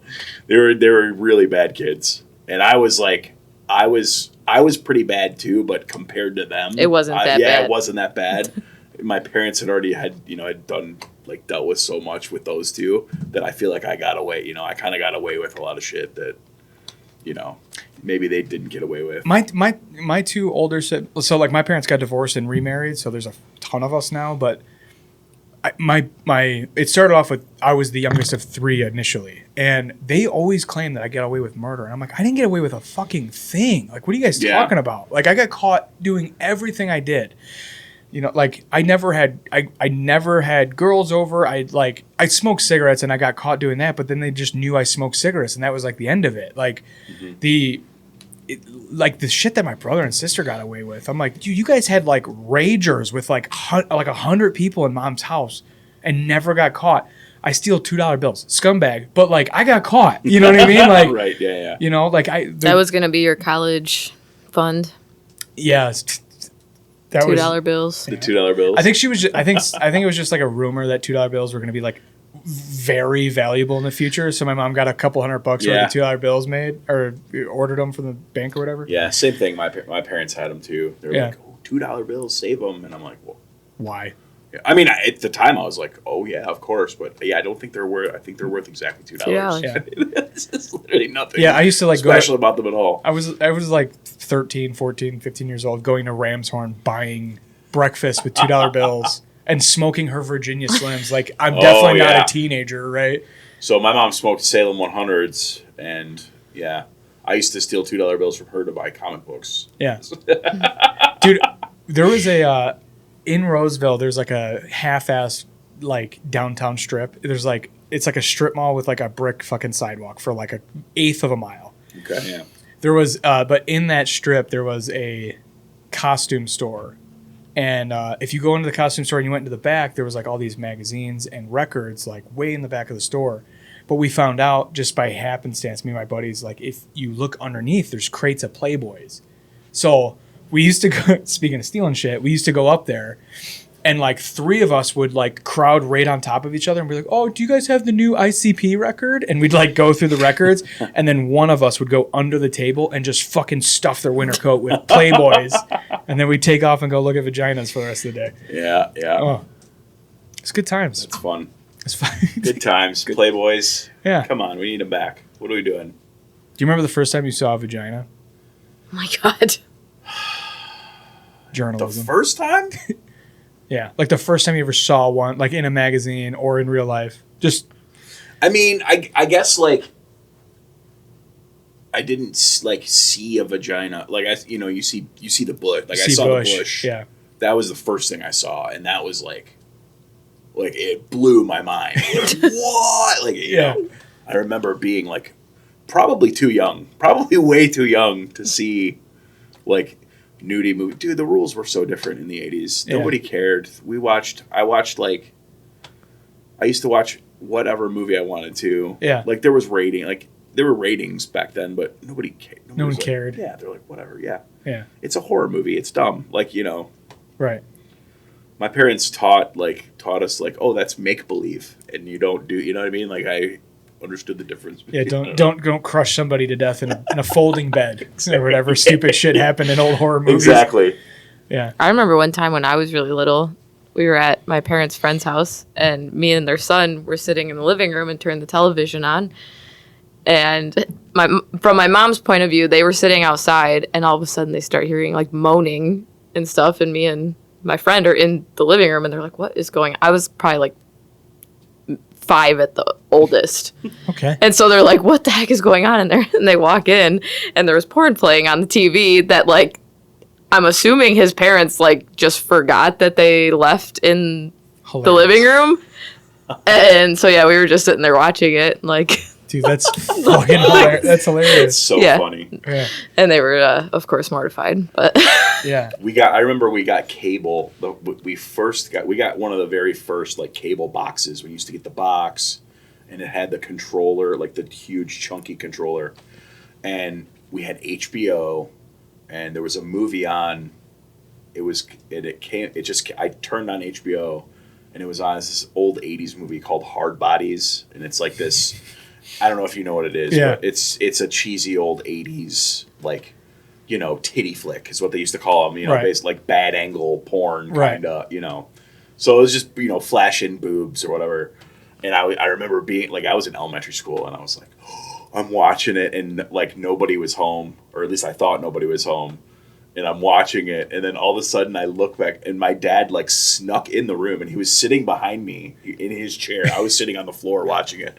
And he's sitting in his chair. He's like, oh, what are you watching there? I'm like, oh. He's like, oh, this is a good one, huh? This is a good one. That is hilarious. I'm like, oh, I wasn't watching it. He's like, you better turn something else on. Yeah. It was funny. Dude, I found a tape. I found 2 different tapes. I found one of them was labeled My Birthday. This is how I found the tape. It was labeled Matthew's Birthday. And I popped the tape in, and it was the Tommy and Pam porn. So I'm like watching Tommy Lee steer a boat with his dick, and I'm like 8 years old. So I was like, well, this isn't my birthday at all. And if it is, I don't remember going to that island. But and then so that was a fucking bummer. But then it was immediately like really cool. You know, like, oh, I wanted to see my birthday. And then it was, you know, and then the other one I found, I was, you know, like when you're a kid and you got like all these tapes and DVDs or whatever laying around the house, you're like, I got to find something to watch. I've seen everything a million times. So I found a tape I never saw before, and it was called Unzipped. I didn't know. So I put this tape in, and it's a police car pulling over a woman, and like it cuts to the woman is plugging in a cigarette lighter vibrator. And she's like using it on herself, and the cop pulls her over, and he's like, you need a real one. And then he like rails her on the side of the road. Whatever. As like a 10-year-old, I'm like, this is amazing. Like, oh my, like, holy shit. I'm like, I got so many hormones going through my body. I feel like I'm going to shit my pants, you know? And so yeah, I kept that a secret for like a couple of weeks. And I was like, oh, this is my tape. I got this fucking hidden in my underwear drawer or whatever. And I tell my buddy about it, and he thinks I'm lying. So I bring it to his house, and we watch it together. And he's like, can I keep this? I'm like, you can have it for tonight. And so he keeps it, and I go back over his house after school, and I go, hey, I need that tape back because I got to put it back. Like, I'm going to get in trouble. And he's like, I don't have it. I'm like, what do you mean you don't have it? You said you were going to put it in your closet. He's like, oh, I tore the tape out of it, and then I threw it away. I'm like, why the fuck would you do that? He's like, well, because my mom was going to clean my room. I was like, so you destroy it? Like, hide it, you fucking idiot. Like, are you serious? Dude, it never came to a head, thankfully. But I was like, I had that in the back of my mind for like months. Like, I'm just waiting for someone to be like, where the fuck is Now my your mom's tape? gonna know about it. Like my dad, it was my dad's tape That's for sure. hilarious. But I was so worried for months that I was like, oh, my life's gonna end the moment they find out that unzipped tape is gone. Right. I tried to find it like as a joke. I tried to find one on eBay to buy it and like just replace it 25 fucking years later.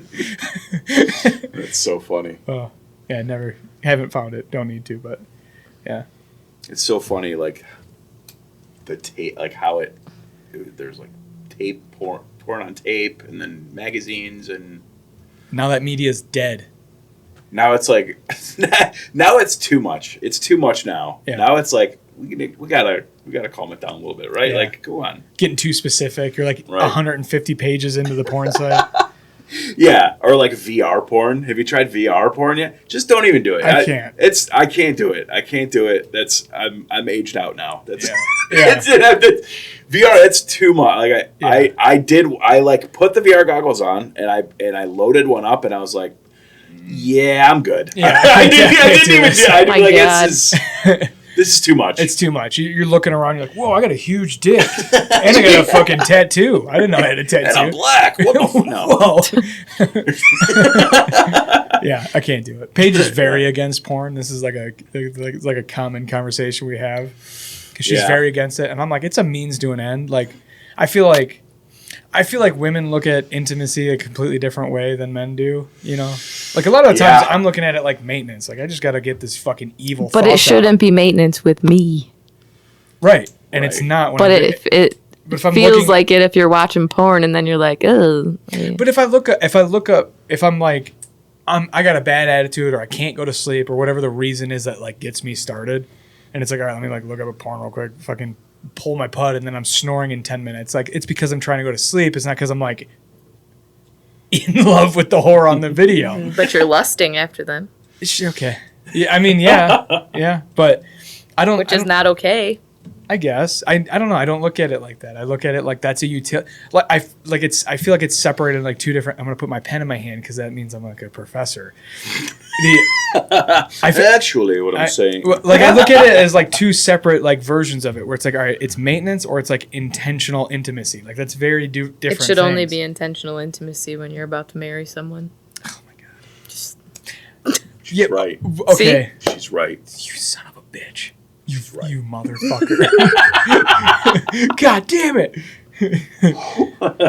I mean, if you're just like, I got an attitude, let me fucking rub one out real quick and go to sleep. Like, am I going to be offended if you're not like, oh, I love Matt so much? yeah, you would be. Knowing you would be. You guys are married, right? Or We're getting married in September. September. Are you getting married in September? Okay. Yeah. How long you been together for? 4 years? Okay, 4 years. Yeah. Nice. That's a long. Yeah, no, that's right. That's cool. September, huh? You're getting married? Yeah. Congratulations. I appreciate you changing the subject. No, I'm not really. I was just curious about like timing because I've been married for 22 years. So How does that? Okay, so do you guys have this conversation? no. No. We don't have any conversations anymore. We sit in separate rooms. 22 years. I don't know if you know. That's a very long time. Yeah. So we've kind of had every conversation already. Yeah. It's interesting. Have you had that conversation? Had Though? every- Like, would she agree yeah. with Paige? Oh yeah. No, 100% she would. Yeah. Yeah. She agrees with Paige. Yeah. Yeah. And she's right. Yeah. But I mean, also too, like after 22 years, she's Yeah. she's like, whatever. I don't care. Whatever you do, I don't care. Yeah. She's like, don't wake me up. Whatever, Right. It's just the drive is so different. Like, I could have sex twice a day, every single day, indefinitely. At least Sure. now. I mean, I'm sure I'll hit fucking a certain age and that'll change. But the drive is so different. And then This feels like a weird conversation to be having publicly. why? I'm an open book, dude. I've told all kinds of shit I shouldn't say on this podcast. But. Yeah, I don't want to cut you guys short either. I do got to go though. Oh yeah, no worries. I don't know how long you were planning on doing. Oh yeah, we're at the 2 hour No, mark. Okay, yeah. He's we like can- he's uncomfortable. Look, you made him So uncomfortable. No, before I you gotta- leave, can I stop you from leaving and jerk off? Can I jerk off in front of you? Can I jerk off in front of you I guess. while you have a Subway sandwich? I guess so. How about you actually plug if you have anything cool you're doing Anything cool I'm doing? or anything that you have I do going on? I do my Roadhouse show every other Wednesday at the Roadhouse in Livonia. Fun open mic, a lot of comics, not very many people. It's almost always the case, but we have a fun time. Yeah. It's a cool. It's a good mic, dude. It's a fun mic. It's a cool room. It's a good hang too. Like Yeah, it's a good hang if you want to hang out. Like a lot of comics hang and chill at at my mic, and which is cool. yeah, So like it's good for networking, good to test out material. You know what I mean? I'm all about that. And shout out to the Indy. I'm going to the Indy in a minute. I don't know if you know the Indy in Hamtramck, but Yeah. it's their last show tonight. So God, I'm gonna go cry. what a bummer. And yeah. Yeah. It sucks, man. Sucks. It's just such a cool room. That was one of the first rooms I ever did when I did, even in 2019, I did it. And yeah, it's weird. It's end of an era. Yeah, But yeah, man, shout out to those guys at the Indie. They've always been super cool and like inclusive and supportive of all comedy, and especially me, and yeah, it's a cool room, man. I'm gonna miss it for sure. yeah. But yeah, shit, any other dates? I don't know if I need to book more shows, guys. Yeah, I'm doing. Let's see.